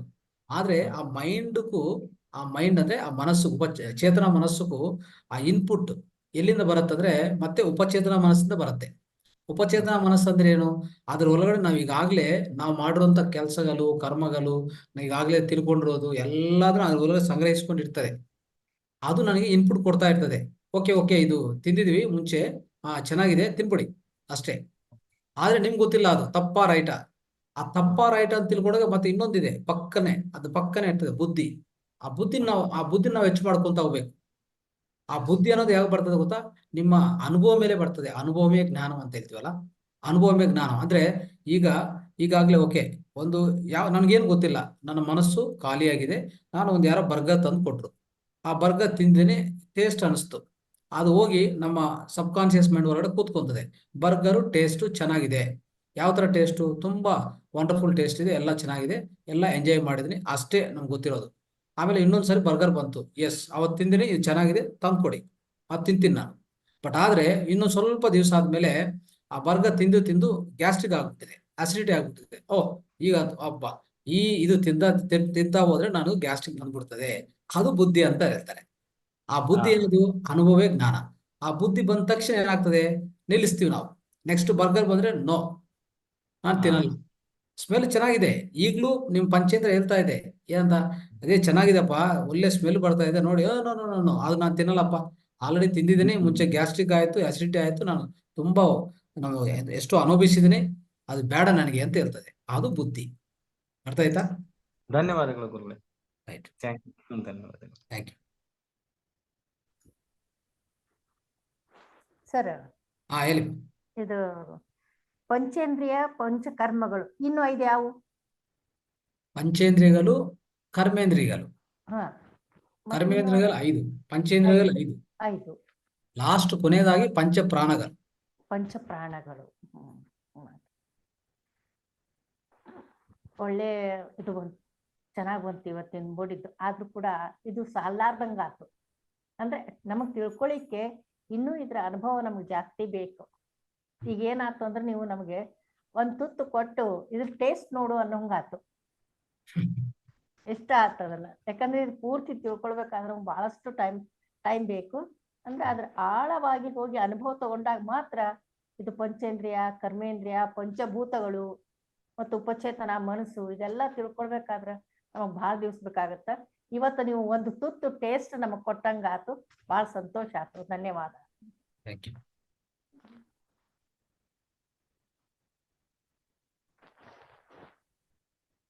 ರೈಟ್. ಸ್ನೇಹಿತರೆ, ನಿಮ್ಗೆ ಕ್ವಶನ್ ಇದ್ರೆ ಕೇಳಿ, ಅಂದ್ರೆ ಪ್ರಶ್ನೆ ಇದ್ರೆ ಕೇಳಿದ್ರೆ ನಿಮ್ಗೆ ಉತ್ತರ ಒಳ್ಳೆ ಜ್ಞಾನ ಸಿಗತ್ತೆ. ಈಗಾಗಲೇ ನಮ್ಮ ಬಸವರಾಜ್ ಅವ್ರು ಕೇಳಿದಕ್ಕೂ ಒಳ್ಳೆ ಉತ್ತರ ಸಿಕ್ತು, ಅಂದ್ರೆ ಒಳ್ಳೆ ಜ್ಞಾನ ಬಂತು ಆಚೆ ಕಡೆ. ಎಲ್ಲಾನು ಹೊರಗಡೆ ಇರ್ತದೆ, ಎಲ್ಲ ಅದು ಬರ್ತಾ ಇರ್ಬೇಕು. ಅದು ನೈಸರ್ಗಿಕ ಮಾಡ್ತಾ ಇರ್ತದೆ, ನಾವೇನು ಮಾಡೋದಿಲ್ಲ. ನಾವು ಸುಮ್ಮನೆ ಇರ್ತೀವಿ, ರೆಡಿಯಾಗಿ ಕೂತ್ಕೊಂತೀವಿ ಅಷ್ಟೇ. ಅದು ಮಾಡೋದೆಲ್ಲ ಅವರೇ ಮಾಡ್ತಾ ಇರ್ತಾರೆ. ನಮಸ್ತೆ ಗುರುಗಳೇ. ಹೇಳಿ. ನಾನು ಧ್ಯಾನ ಮಾಡಕ್ ಕೂತಾಗ ಹ್ಮ್. ಮಧ್ಯ ಮಧ್ಯ ತುಂಬಾ ಡಿಸ್ಟರ್ಬೆನ್ಸ್ ಆಗುತ್ತೆ, ಬೇಡದೇ ಇರೋ ಆಲೋಚನೆಗಳು ಬರುತ್ತೆ. ಹ್ಮ್. ಏನ್ ಎಷ್ಟು ಮಾಡ ದಿವಸ ಅದು ನೀವು ಧ್ಯಾನ ಮಾಡ್ತಾ ಇರೋದು? ಎಷ್ಟನೇ ದಿವಸ ಇವತ್ತು? 1ನೇ ತಾರೀಕಿಂದ ಮಾಡ್ತಾ ಇದ್ದೀನಿ. ಮೊನ್ನೆ ಭಾನುವಾರ ರಜಾ ತಗೊಂಡಿದ್ದೀನಿ, ರಜಾ ಇತ್ತು ಅಂದ್ರೆ ಅಲ್ವಾ. ಇದೇ ಮೊದಲಾಗಿ ಮಾಡ್ತಾ ಇದ್ವಾ? ಮುಂಚೆ ಮುಂಚೆ ಹಿಂದಿನ ದಿವಸದಲ್ಲಿ ಬಂದಿದೆ ಯಾವಾಗನ? ಯೋಗ ಕ್ಲಾಸಿಂದ ನಾನು ಧ್ಯಾನ ಎಲ್ಲ ಆನ್ಲೈನ್ ಅಲ್ಲಿ ಕೊರೋನಾ ಇದ್ದಾಗಿಂದನೂ ನಾನು ಒಂದು 5 ವರ್ಷದಿಂದ ಯೋಗ, ಇದು ಪತಂಜಲಿ ಯೋಗ ಕೇಂದ್ರದಲ್ಲಿ ನಾನು ಒಂದು ಶಿಷ್ಯೆಯಾಗಿ ಇದ್ದೀನಿ. ಆದ್ರೆ ಈ ಧ್ಯಾನ ಮಾಡುವಾಗ ಅವತ್ತಿಂದನೂ ಅದೇನೆ. ಇವಾಗ ಸ್ವಲ್ಪ ಪರವಾಗಿಲ್ಲ. ಒಟ್ಟಿನಲ್ಲಿ ಹೇಳ್ಬೇಕಂದ್ರೆ ಅದು ತೀರಾ ಯಾವುದೇ ತರ ಆಲೋಚನೆಗಳು ಬರ್ಕೂಡ್ದು ಅಂತ ಹೇಗೆ ನಾವು ಮಾಡೋದು, ಅದೇ ಒಂದ್ ದೊಡ್ಡ ಕ್ವಶನ್ ಆಗಿದೆ ನನಗೆ. ಏನು ಕ್ವಶನ್ ಇಲ್ಲ. ಈಗ ಮ್ಯೂಸಿಕ್ ಚೆನ್ನಾಗಿ ಬಾರಿಸ್ಬೇಕು. ಏನ್ ಮಾಡ್ಬೇಕಮ್ಮ? ಮ್ಯೂಸಿಕ್ಕು ಹೋಗ್ಬೇಕು, ಗುರು ಹತ್ರ ಕೂತ್ಕೋಬೇಕು, ಕೇಳಿಸ್ಕೋಬೇಕು, ತಿಳ್ಕೋಬೇಕು, ಸಾಧನ ಮಾಡ್ಬೇಕು ಅಲ್ವಾ? ಸಾಧನ ಒಂದೇ ದಿವಸ ಬರ್ತದ? ಸಾರಿ ಗ ಮ ಪ ದ ನಿ ಸ ಅನ್ನೋದು ನಿಧಾನವಾಗಿ ಸ್ಟೆಪ್ ಬೈ ಸ್ಟೆಪ್, ಒಂದು ಅಕ್ಷರ ಇನ್ನೊಂದು ದಿವಸ ಇನ್ನೊಂದು ಅಕ್ಷರ, ಅದು ಅದು ಅದು ಬಾರಿಸ್ತೀವಿ. ಒಂದು ಅಕ್ಷರ ಬಾರಿಸಕ್ಕೆ ಒಂದು ದಿವಸ ಆಗ್ಬೋದು, ಒಂದು 10 ದಿವಸ ಆಗ್ಬೋದು, ಹೇಳಕ್ಕಾಗಲ್ಲ. ನಿಮ್ಮ ಸಾಧನೆ ಮೇಲೆ ಗುರಿ ಆಗತ್ತೆ.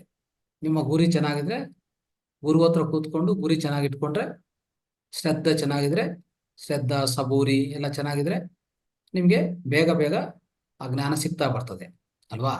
ಆ ಸ್ಥಿತಿ ನೀವು ಸೇರ್ಕೊಳ್ಳೋಕೆ ಅವಕಾಶ ಇದೆ. ಅದೇ ತರ ಇದನ್ನು ಅಷ್ಟೇ.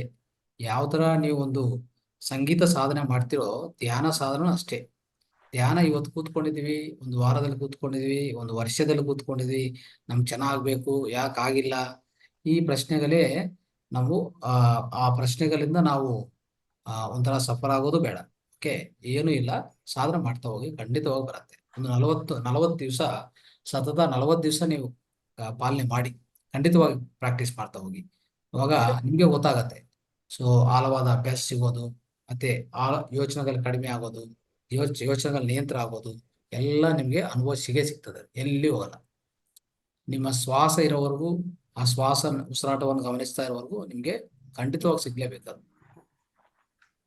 ಇದಕ್ಕೇನಂದ್ರೆ ಇನ್ನು ಸ್ವಲ್ಪ ನಾವು ಅದು ಏನಾದ್ರು ಚೆನ್ನಾಗಿ ಮಾಡ್ಕೋಬೇಕಂದ್ರೆ ನಮ್ಮ ದಿನಚರ್ಯಗಳು ಸ್ವಲ್ಪ ಚೆನ್ನಾಗಿ ನೋಡ್ಕೊಳ್ಳಿ. ಅಂದ್ರೆ ಏನಾಗ್ತದೆ, ದಿನಚರ್ಯದಲ್ಲಿ ನಾವು ಯಾವುದೋ ಕೆಲಸ ಮಾಡ್ತಾ ಯಾವುದೋ ಯೋಚನೆ ಮಾಡ್ತಾ ಇರ್ತೀವಿ. ಈ ಅಂತ ಅಲವಾಟುಗಳು ನಾವು ತಪ್ಪಿಸ್ಬೇಕು. ಅರ್ಥ ಆಯ್ತಾ? ನಾವೇನ್ ಮಾಡ್ತೀವಿ, ತಿಂತಾ ಇರ್ತೀವಿ, ಟಿವಿ ನೋಡ್ತಾ ಇರ್ತೀವಿ. ಇನ್ನೊಂದು ವಾಕಿಂಗ್ ಮಾಡ್ತಾ ಇರ್ತೀವಿ, ಇನ್ನೊಂದು ಯಾವುದೋ ಯಾರ ಬಗ್ಗೆನೋ ಏನ್ ಬಗ್ಗೆನೋ ಚರ್ಚೆ ಮಾಡ್ತಾ ಇರ್ತೀವಿ. ಅದೆಲ್ಲ ಅಂತ ಚಟುವಟಿಕೆಗಳೆಲ್ಲ ನಾವು ಕಡಿಮೆ ಮಾಡ್ತಾ ಹೋಗ್ಬೇಕು. ಇದು ಒಂದರಲ್ಲೇ ಇರ್ಬೇಕು. ಆದ್ರೆ ನಾವು ಆ ಕ್ಷಣದಲ್ಲಿ ಜೀವನ ಅಂತ ಇರ್ತೀವಿ, live in the present moment ಅಂತ ಕರಿತೀವಿ ಅಲ್ವಾ. ಹ್ಮ್ ಅದು ಮಾಡ್ತಾ ಹೋಗಿ ದಿನ ದಿನ ದಿನ ಅಂದ್ರೆ ಆ ಹಗಲ ಟೈಮಲ್ಲಿ ಆ ತರ ಮಾಡ್ತಾ ಹೋಗಿ. ಹ್ಮ್ ಅವಾಗ ಏನಾಗ್ತದೆ, ಅದೇ ಅಭ್ಯಾಸ ಆಗತ್ತೆ. ಧ್ಯಾನದಲ್ಲಿ ಕೂತ್ಕೊಂಡ ತಕ್ಷಣ ನಮ್ಮ ಪೂರ್ತಿ ಏಕಾಗ್ರತೆ ಶ್ವಾಸದ ಮೇಲೆ ಹೋಗುತ್ತೆ. ಶ್ವಾಸದ ಮೇಲೆ ಏಕಾಗ್ರತೆ ಇರೋವರೆಗೂ ನಿಮ್ಗೆ ಯಾವ ಯೋಚನೆ ಬರಲ್ಲ. ಅದು 100% ಶೂರ್. ಅದು ಅದೇ ನನಗ್ ಮಾತ್ರನೇ ಈ ತರ ಆಗತ್ತಾ ಅಥವಾ ಪ್ರತಿಯೊಬ್ಬರಿಗೂ ಎಲ್ಲರಿಗೂ ಇದೆ? ಆಗತ್ತೆ, ಎಲ್ಲರಿಗೂ ಆಗತ್ತೆ. ಎಲ್ಲರಿಗೂ ಆಗುತ್ತಾ? ಎಸ್ ಅದೇ ನಾನೇ ತಗೋತಿರೋ ರೀತಿನೇ ಸರಿಗಿಲ್ವೋ ಏನೋ ಎಸ್ ಅನ್ನೋ ತರ ನನ್ಗ ಅನ್ನಿಸ್ತಿದೆ. ಅದು ಹಂಗಾಗಿ ಎಲ್ರಿಗೂ ಹಂಗಾಗುತ್ತಾ ಅಥವಾ ನನ್ಗೊಬ್ಳಿಗೆ ಈ ತರ ಆಗತ್ತಾ? ಇಲ್ಲ ಇಲ್ಲ, ಎಲ್ಲರಿಗೂ ಆಗತ್ತೆ. ಆಗ್ತಾ ಇರ್ತದೆ, ಹೋಗ್ತಾ ಇರ್ತದೆ. ಆದ್ರೆ ನಾನು ಹೇಳ್ತೀವಲ್ಲ, ಒಂದ್ ದಿವಸ ಅಪಸ್ವರಗಳು ಬರುತ್ತೆ, ಇನ್ನೊಂದ್ ದಿವಸ ಸ್ವರಗಳು ಸುಸ್ವರಗಳು ಬರುತ್ತೆ. ಈ ಬಾರಿಸುವಾಗ ಸಂಗೀತ ಒಂದ್ ದಿವಸ ತುಂಬಾ ವಾ ಚೆನ್ನಾಗಾಯ್ತಪ್ಪ ಇವತ್ತು, ಮರನೇ ದಿವಸ ಫುಲ್ ಅಪಸ್ವರಗಳೇ ಅಲ್ವಾ.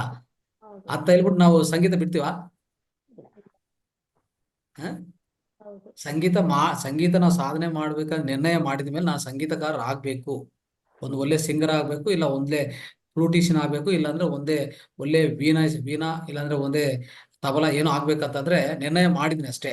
ತಪ್ಪಾಗತ್ತೋ ರೈಟ್ ಆಗತ್ತೋ, ಈ ದಿನ ಬರ್ತದೋ ನಾಳೆ ದಿವಸ ಬರ್ತದೋ, ಇನ್ನೊಂದು 10 ದಿನ ಮೇಲೆ, ಒಂದ್ ಮಂತ್ ಮೇಲೆ, ಇಲ್ಲ ಒಂದು ವರ್ಷದ ಮೇಲೆ ಬರ್ತದೋ, ನನ್ನ ಸಮಾಧಾನ ಇಲ್ಲ. ನಾನು ಸಾಧನದೇ ಇರ್ಬೇಕಷ್ಟೇ.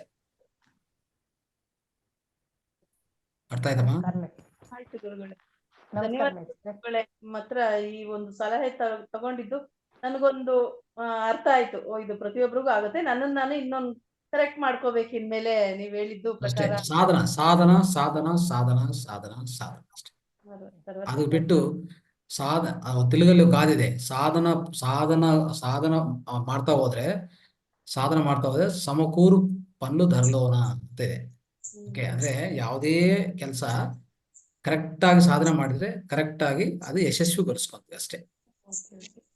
ಧನ್ಯವಾದಗಳು ಗುರುಜಿ. ಎಸ್ ಮೇಷ್ಟ್ರೆ, ನಾ ಇವತ್ತು ಇನ್ನೊಂದು ಮೆಸೇಜ್ ಹಾಕಿದ್ದೆ ತಮ್ಗೆ. ಏನಿಮ್ಮ? ಒಂದು ಮೆಸೇಜ್ ಹಾಕಿದ್ದೆ ನಿಮ್ಗೆ ನಾನು ಇವತ್ತು. ಇವತ್ತಾ? ಹೌದು, ಹಾ, ಮೆಸೇಜ್ ಹಾಕಿದ್ದೆ ನಾನು. ನಾನು ನೋಡಿಲ್ಲಮ್ಮ. ಈಗ ಕಳ್ಸಿದ್ರ ಮುಂಚೆನಾ? ಬೆಳಿಗ್ಗೆ ಮಧ್ಯಾಹ್ನನೇ ಕಳ್ಸಿದ್ದೀನಿ. ಹೌದಾ? ಏನ್ ಮೆಸೇಜ್ ನೋಡಿಲ್ಲಲ್ಲ ಅದು. ಅದು ಹೌದಾ? ಹಂಗಾರ ನೋಡಿ ಗುರುಗಳೇ, ನೋಡಿ ನಾಳೆ ಹೇಳ್ತಿರಲ್ಲ ಬೆಳಿಗ್ಗೆ ಮಾರ್ನಿಂಗ್, ಅವಾಗ ಹೇಳುವಂತೆ. ಓಕೆ, ಅದು ಅಂದ್ರೆ ನಿಮಗೆ ಅದು ಆನ್ಸರ್ ಉತ್ತರ ಬೇಕಾ? ಹೌದು, ಅದಕ್ಕೇನ್ ಪರಿಹಾರ ಅಂತ ಕೇಳಿದ್ದೆ ನಾನು. ಓಕೆ, ನೋಡ್ತೀನಿ. 2 ಹಿಪ್ಪುಗಳ ಮಧ್ಯದಲ್ಲಿ ಗಂಟಾಗಿದೆ, ಹ್ಮ್ ಅದಕ್ಕೆ ಏನು ಪರಿಹಾರ? ಅದಕ್ಕೆ 3 ತಿಂಗಳ ಟ್ಯಾಬ್ಲೆಟ್ಸ್ ಎಲ್ಲ ತಗೊಂಡಿತ್ತು, ಆದ್ರೆ ಅದು ಅಷ್ಟರ ಮಟ್ಟಿಗೆ ಕಡಿಮೆ ಅನಿಸ್ತು. ಆದ್ರೆ ಅದು ಮತ್ತೆ ಹಾಗೆ ಇದೆ. ಅದಕ್ಕೆ ಏನು ಉಪಾಯ? ಅದಕ್ಕೆ ಏನಾದ್ರೂ ಅಕ್ಯುಪ್ರೆಷರ್ ಇದೆಯಾ ಅಥವಾ ಮುದ್ರೆ ಇದೆಯಾ? ಅದಕ್ಕೆ ಏನಿದೆ ಅಂತ ಅದು ಸರಿ, ಗೊತ್ತಾಗ್ತಾ ಇಲ್ಲ. ನಾನು ನೋಡ್ತೀನಿ. ಅದು ನಿಮ್ಮ ವಾಯ್ಸ್ ಧ್ವನಿನೂ ತುಂಬಾ ಲೋ ಆಗಿ ಬರ್ತಾ ಇದೆ. ಅದು ಒಂದ್ಸರಿ ಮೆಸೇಜ್ ನೋಡ್ತೀನಿ. ನೀವು ನೋಡಿ ನೋಡಿ ನಾಳೆ. ಇನ್ನೊಬ್ರು ಯಾರೋ ಒಬ್ರು ಕೇಳಿದ್ರು ಆ ಕ್ವಶನ್, ಒಂದು ನಾವು ಮುದ್ರ ಉಮಾ ಬಗ್ಗೆ. ಕುಲಕರ್ಣಿ. ಜಯಂತಿ ಅವರಿದಾರ? ಗೊತ್ತಿಲ್ಲ, ನಾನು ಉಮಾ ಕುಲಕರ್ಣಿ, ಧಾರವಾಡದಿಂದ ಮಾತಾಡೋದು. ಉಮಾ ಅರ್ಥ ಆಯ್ತು. ಜಯಂತಿ ಅವ್ರು ಯಾರಿದಾರಲ್ಲಿ? ಜಯಂತಿ ಯಾವ್ದೋ ಸ್ಕಿಜೋಫೋನಿಯಾ ಬಗ್ಗೆ ಕೇಳಿದ್ರು ಅವರು. ನಾನು ಉಮಾದೇವಿನೇ ಕೇಳಿರೋದು ಸರ್. ಮೆಂಟಲ್ ಡಿಸಾರ್ಡರ್ ಬಗ್ಗೆ ಕೇಳಿದ್ರೆ ಯಾರು? ಸರ್ ನಾನೇ ಕೇಳಿರೋದು, ಉಮಾದೇವಿ ಅಂತ ನನ್ನ ಹೆಸರು. ಉಮಾದೇವಿ, ನೀವೇನಪ್ಪ ಕೇಳಿದ್ದು? ಮೆಂಟಲ್ ಡಿಸಾರ್ಡರ್ ಬಗ್ಗೆ ನೀವೇನಾ ಕೇಳಿದ್ದು? ಹೌದು. ಓಕೆ, ಅದು ಜ್ಞಾನ ಮುದ್ರ ಪ್ರಾಣ ಮುದ್ರ 2 ಮಾಡಿಸಿಮ್ಮ. ಜ್ಞಾನ ಮುದ್ರ ಪ್ರಾಣ ಮುದ್ರ ಹೇಗೆ ಸರ್? ಒಂದ್ಸಲ ತೋರಿಸಿ ನೋಡಿ. ಈ ತರ ಜ್ಞಾನ ಮುದ್ರ ಇದು. ಅದು ಹೌದು. ಓಕೆ, ಈ ತರ ಟೇಪ್ ಹಾಕ್ಬಿಡಿ ಇಲ್ಲಿ. ಈ 2ಕ್ಕೂ ಟೇಪ್ ಹಾಕ್ಬಿಡಿ ಅವ್ರಿಗೆ. ಇದೊಂದು 50 ನಿಮಿಷ ಟೇಪ್ ಹಾಕಿ ತೆಗೆದ್ಬಿಟ್ಟು ಮತ್ತೆ ಈ ತರ ಒಂದು ಟೇಪ್ ಹಾಕಿ. ಈ ತರ 10 ನಿಮಿಷ ಟೇಪ್ ಹಾಕ್ಬಿಡಿ, ಹಂಗೆ ಬಿಟ್ಬಿಡಿ. ಮಂಚದ ಮೇಲೆ ಬಿಟ್ಬಿಡಿ, ಅವರೇ ಹಂಗೆ ಇಟ್ಕೊಂತಾರೆ. ಈ 2 ಮಾಡ್ತಾ ಹೋಗಿಮ್ಮ. ಯಾವುದೇ ಅಂದ್ರೆ ನಮ್ಮ ಮೆದುಳಿಗೆ ಸಂಬಂಧಿತ ಯಾವುದೇ ಡಿಸಾರ್ಡರ್ಸ್ ಇದ್ರು ಅದು ಸರಿಪಡಿಸುತ್ತೆ. ಅರ್ಥ ಆಯ್ತಮ್ಮ? Thank you sir. ಜ್ಞಾನ ಮುದ್ರ 50 ನಿಮಿಷ, ಅನುಕೂಲ ಆದ್ರೆ 50 ನಿಮಿಷ, ಇಲ್ಲ ಅವರು ಇಟ್ಕೊಳಕ್ ಆಗ್ತಾ ಇಲ್ಲ ಅಂದ್ರೆ ಒಂದು ಸ್ಟಾರ್ಟಿಂಗ್ ಅಲ್ಲಿ 20 ನಿಮಿಷ, ಬೆಳಗ್ಗೆ ಒಂದು 20 ನಿಮಿಷ, ಅದು 5 ನಿಮಿಷ ಪ್ರಾಣ ಮುದ್ರ, ಮತ್ತೆ ಮಧ್ಯಾಹ್ನ 20 ನಿಮಿಷ ಜ್ಞಾನ ಮುದ್ರ, 5 ನಿಮಿಷ ಪ್ರಾಣ ಮುದ್ರ. ಮತ್ತೆ ಈವ್ನಿಂಗ್ ನೈಟ್ ಮಲ್ಕೊಳ್ಳುವಾಗ ಹಂಗೆ ಬಿಟ್ಬಿಟ್ಟು ಹೋದ್ರೆ ಹಂಗೆ ಬಿಟ್ಟಿದ್ರೆ ಏನ್ ತೊಂದರೆ ಇಲ್ಲ. ಅವ್ರು ಹಂಗೆ ಇಟ್ಕೊಳಕ್ ಆಗ್ತಾ ಇಲ್ಲ ಅಂದ್ರೆ 20 ನಿಮಿಷ, ಕನಿಷ್ಠ ಪಕ್ಷ 20 ನಿಮಿಷ ನೈಟ್ ಮಾಡಿ ಹಂಗೆ. ನೈಟ್ ಏನೆಯ ನೀವ್ ಹೇಳ್ದಂಗೆ ಪ್ರಾಣ ಮುದ್ರೆ ಒಂದ್ 20 ನಿಮಿಷ 10 ನಿಮಿಷ, ಇನ್ನು ಉಳಿದಿದ್ದಷ್ಟು ಜ್ಞಾನ ಮುದ್ರಕ್ಕೆ ಹಾಕಿಡ್ಬೋದಾ? ಜ್ಞಾನ ಮುದ್ರ ಹಂಗೆ ಇರ್ಬೇಕು. ಪ್ರಾಣ ಮುದ್ರ ಕಡಿಮೆ ಇದ್ರು ಪರವಾಗಿಲ್ಲ, ಜ್ಞಾನ ಮುದ್ರ ಜಾಸ್ತಿ ಟೈಮ್ ಇರ್ಬೇಕು. ಪ್ರಾಣ ಮುದ್ರೆ 10 ನಿಮಿಷ ಅಥವಾ 20 ನಿಮಿಷ. ಹಾ, ಪ್ರಾಣ ಮುದ್ರ ಒಂದು 5 ನಿಮಿಷ. ಅಂದ್ರೆ ಇದು 20 ನಿಮಿಷ ಮಾಡಿದ್ರೆ ಪ್ರಾಣ ಮುದ್ರ 5 ನಿಮಿಷ ಮಾಡಿ. ಸಪೋಸ್ ಜ್ಞಾನ ಮುದ್ರ ಒಂದು 50 ನಿಮಿಷ ಮಾಡಕ್ ಹೋದ್ರೆ ಇದು 10 ನಿಮಿಷ ಮಾಡಿ. ಅಂದ್ರೆ ಪ್ರಾಣ ಮುದ್ರೆ ಒಂದು 10 ನಿಮಿಷ ರಾತ್ರಿ ಮಾಡಿ 10 ನಿಮಿಷ ಆದ್ಮೇಲೆ ಟೇಪ್ ತೆಗೆದು ಜ್ಞಾನ ಮುದ್ರೆ ಫುಲ್ ನೈಟ್ ಎಲ್ಲ ಬಿಡ್ಬೋದಾ? No problem. Okay, thank you sir. Right. ನಮಸ್ತೆ ಸರ್. ಹೇಳಿ. ಸರ್, ಬೆಳಗ್ಗೆ ಸೂರ್ಯನಿಗೆ ಆ ಎದುರುಗಡೆ ನಿಂತ್ಕೊಂಡಾಗ ಹಿಂದ್ಗಡೆ ನೆರಳು ಅಂದ್ರೆ ಮುಂದ್ಗಡೆನೆ 150 ಕಿಲೋಮೀಟರ್ ದೂರ ಕಾಣಿಸ್ತಾ ನನ್ ಕಣ್ಣಿಗೆ. ಅದಕ್ಕೆ ಕೇಳಿದೆ ನಿಮಗೆ. ಏನಾಯ್ತು? ಹುಟ್ಟೋ ಸೂರ್ಯ ಬಂದಾಗ ನೆರಳು ಹಿಂದ್ಗಡೆ ಬೀಳ್ಬೇಕು ತಾನೆ. ಹಾ, ಆದ್ರೆ ನಮ್ ಮುಂದ್ಗಡೆ 150 ಕಿಲೋಮೀಟರ್ ದೂರ ಹೋದಂಗಾಯ್ತು. ಅದಕ್ಕೆ ಕೇಳಿದೆ. ಅದ ಹೆಂಗಾಗತ್ತೆ? 150 ಕಿಲೋಮೀಟರ್ ಏನ್ ನೆರಳು ಇದ್ದಂಗೆ. ನಾನ್ ಅಲ್ಲಾಡಿದ್ರೆ ಅದು ಅಲ್ಲಾಡ್ತಾ ಇತ್ತು ಹಂಗೆ. ಅಂದ್ರೆ ಯಾವಾಗ ನಿಮ್ಮ ಅಂದ್ರೆ ಅದೇ ಬೆಳಗ್ಗೆ ಕ್ಲಾಸ್ ಮುಗಿತಲ್ಲ ಅವಾಗ. ಧ್ಯಾನದಲ್ಲೇ ಇಲ್ಲ ಅಂದ್ರೆ ಯಾವ ತರ? ಧ್ಯಾನದಲ್ಲಿಲ್ಲ, ನಾರ್ಮಲ್ ಆಗಿ. ಅದು ಏನ್ ನಿಮ್ಮ ಕಲ್ಪನೆ ಅಂತ ಅರ್ಥ ಆಗಿಲ್ಲ ನನಗೆ. ಬಟ್ ಇನ್ ಸ್ವಲ್ಪ ಅಬ್ಸರ್ವ್ ಮಾಡಿ ಗೊತ್ತಾಗುತ್ತೆ. ಆಮೇಲಿಂದ ಇಲ್ಲ, ಒಂದ್ ಸ್ವಲ್ಪ ಹೊತ್ತು, ಒಂದ್ 5 ನಿಮಿಷ ಕಾಣ್ತಷ್ಟೇ. ಅದು ಪರವಾಗಿಲ್ಲ, ಇನ್ ಸ್ವಲ್ಪ ಅಬ್ಸರ್ವ್ ಮಾಡಿ. ಅಲ್ವಾ? ಗುರುತ್ವಾಕರ್ಷಣ ಶಕ್ತಿ ಸಲುವಾಗಿ ಹಾಕೊಂಡಿರ್ತದೆ. ನಮ್ಮ ಭೂಮಿ ದುಂಡಾಗಿದೆ. ಆಗ ನಾವ್ ಹೇಗೆ ಹೋಗ್ತೀವಲ್ಲ, ನಮ್ಮ ಹಿಂದಗಡೆ ಬಂದಂಗ ಆಗತ್ತೆ. ಅದು ನಮ್ಮ ಕಲ್ಪನೆ, ಅದು ನಮ್ಮ ಮನಸ್ಸಿನ ಆಲೋಚನೆ. ಅದು ಇದಕ್ಕೆ ಸಂಬಂಧ. ಅದಕ್ಕೆ ನಾನು ಹೇಳ್ತದ್ದು ಮನಸ್ಸು ಕಲ್ಪನಾ, ಇಲ್ಲಾಂದ್ರೆ ಮನಸ್ಸು ನಮ್ಮ ಕಲ್ಪನೆ ಗಮನಿಸ್ಬೇಕಾಗತ್ತೆ ಅಷ್ಟೇ. ಹೌದು. ಸರಸ್ವತಿ ಅಮ್ಮ ಹೇಳಿ. ನಮಸ್ತೆ ಮಾಸ್ಟರ್. ಹೇಳಿ ಮಾಸ್ಟರ್, ನಾಳೆ ನಮ್ದು ನಾನ್ ನಿಮ್ಗೆ ಹೇಳಿದ್ದೆ, ಒಂದ್ ಕಂಪನಿದು HOD ಆಗಿ ನನಗೆ ಅಪಾಯಿಂಟ್ ಮಾಡಿದ್ದಾರೆ ಅಂತ.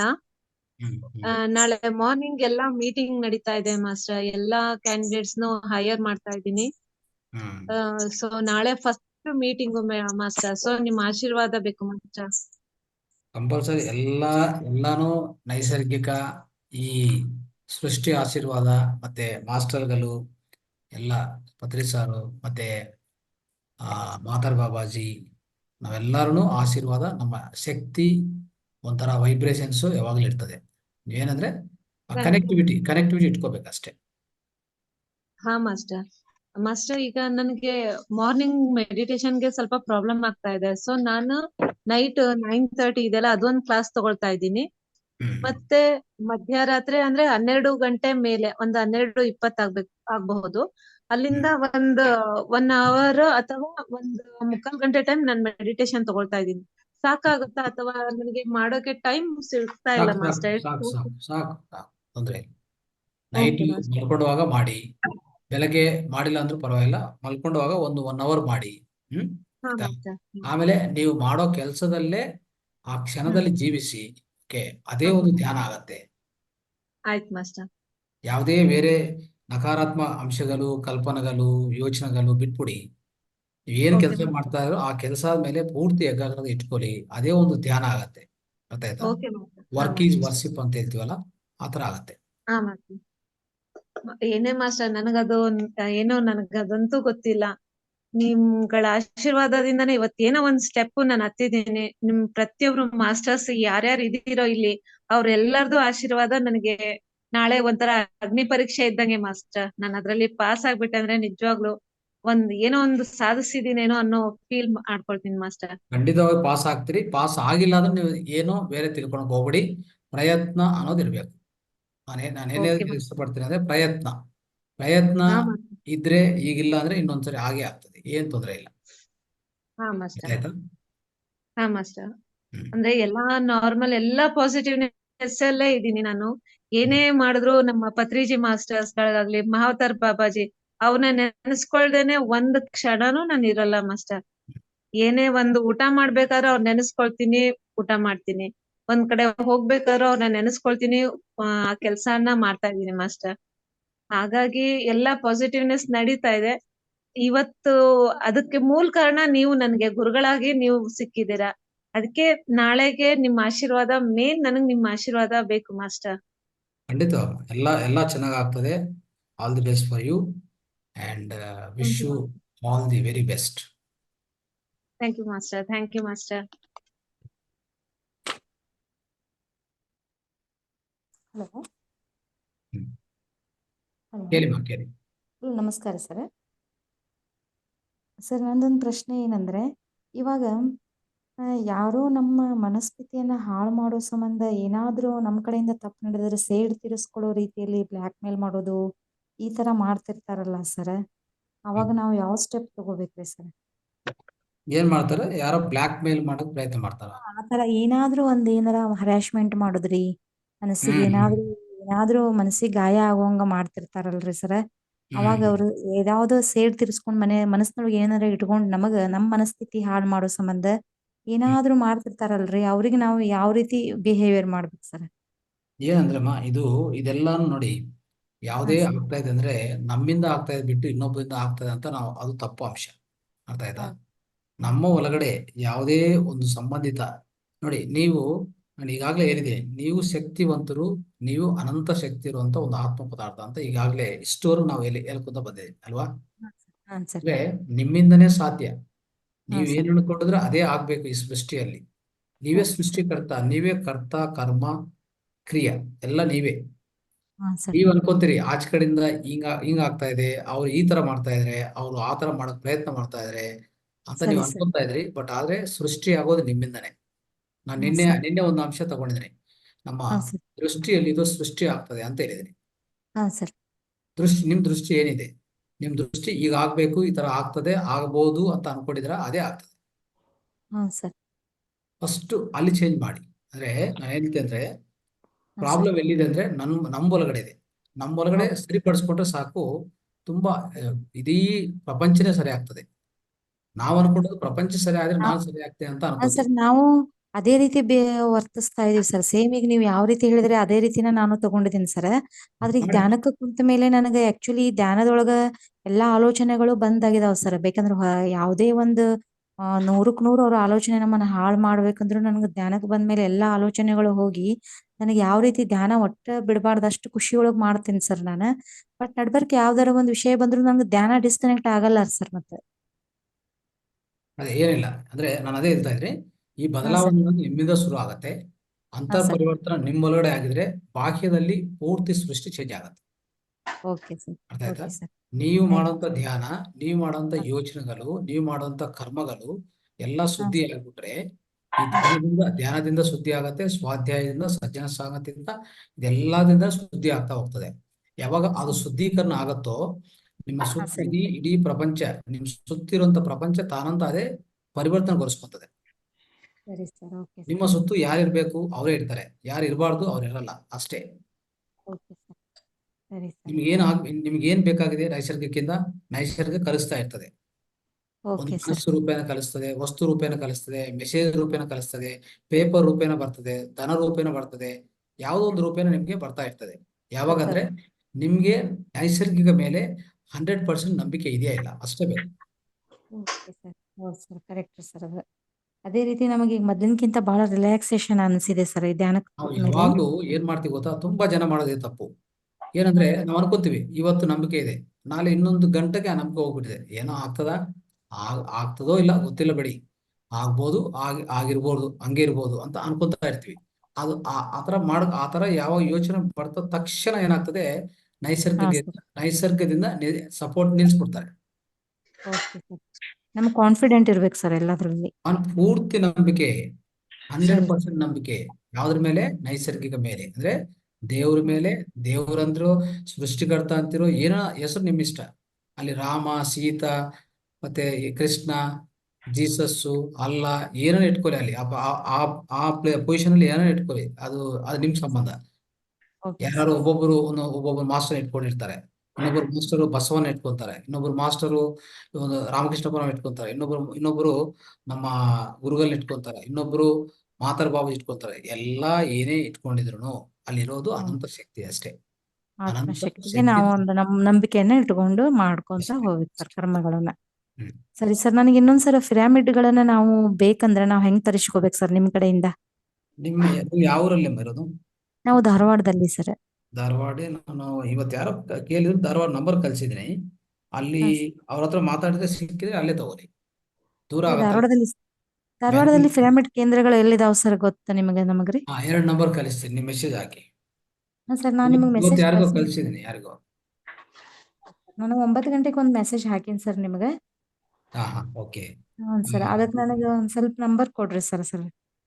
ಅದೇ 555 ಅಮ್ಮ, ಲಾಸ್ಟ್ ಅಲ್ಲಿ 555 ವಾಟ್ಸ್ಆಪ್ ನಂಬರ್ ಅಲ್ಲಿ, ವಾಟ್ಸ್ಆಪ್ ಅಲ್ಲಿ ನೋಡ್ಕೊಳ್ಳಿ, 555 ಅಂತ ನಂಬರ್ ಇರ್ತದೆ ನೋಡಿ. 555 ಲಾಸ್ಟ್ ಇದೆ ಸರ್. 555 ನಂಬರ್ ಇರುತ್ತೆ, ಅದು ನೋಡ್ಕೊಳ್ಳಿ. ಆ ನಂಬರ್ ಮೆಸೇಜ್ ಹಾಕಿ ನಾನು ಕಳಿಸ್ತೀನಿ, ನಂಬರ್ ಕಳಿಸ್ತೀನಿ. ಆ ನಂಬರ್ಸ್ 2 ಬಂತು ನಾವು ಇವತ್ತು ಧಾರವಾಡದು. ಯಾರೋ ಇನ್ನೊಬ್ರು ಕೇಳಿದ್ರು ಮಾಸ್ಟರ್, ಅವ್ರು ಕಳಿಸಿದ್ ನಾನು. ನಾನೊಂದು ಕಳಿಸಿದ್ದೆ ಸರ್ ತಮಗೆ. ಹ್ಞೂ ಸರ್. ಸರಿ ಸರ್, ನಾನು ಹಾಕ್ತೇನೆ ಸರ್ ನಂಬರ್. ಹ್ಞೂ ಸರ್. ಸರಿ ಸರ್, ನಮಸ್ಕಾರ ಸರ್. ಸರಿ ಸರ್. ಓಕೆ ಸ್ನೇಹಿತರೆ, ಇಂದಿನ ಕಾರ್ಯಕ್ರಮ ಮುಕ್ತಾಯ ಮಾಡೋಣ ಈಗ. ಮುಂದಿನ ಪ್ರಶ್ನೆಗಳಿಲ್ಲ ಅಂದ್ರೆ ನಾವು ಮುಕ್ತಾಯ ಮಾಡೋಣ. ರೈಟ್. ಎಲ್ಲರಿಗೂ ಮತ್ತೊಂದ್ಸರಿ ಧನ್ಯವಾದಗಳು ಈ ಕಾರ್ಯಕ್ರಮ ಸೇರ್ಕೊಂಡಿದ್ದಕ್ಕೂ. ಈ ಕಾರ್ಯಕ್ರಮದಲ್ಲಿ ಭಾಗವಹಿಸಿದ ಎಲ್ಲರಿಗೂ ತುಂಬಾ ಧನ್ಯವಾದಗಳು ಮತ್ತೆ ನಮಸ್ಕಾರಗಳು ಅಂತ ಇಂದಿನ ಕಾರ್ಯಕ್ರಮವನ್ನು ಮುಕ್ತಾಯ ಮಾಡ್ತಾ ಇದ್ದೀವಿ. ನಮಸ್ತೆ ನಮಸ್ತೆ ನಮಸ್ತೆ. Thank you, Master. Thank you, Master.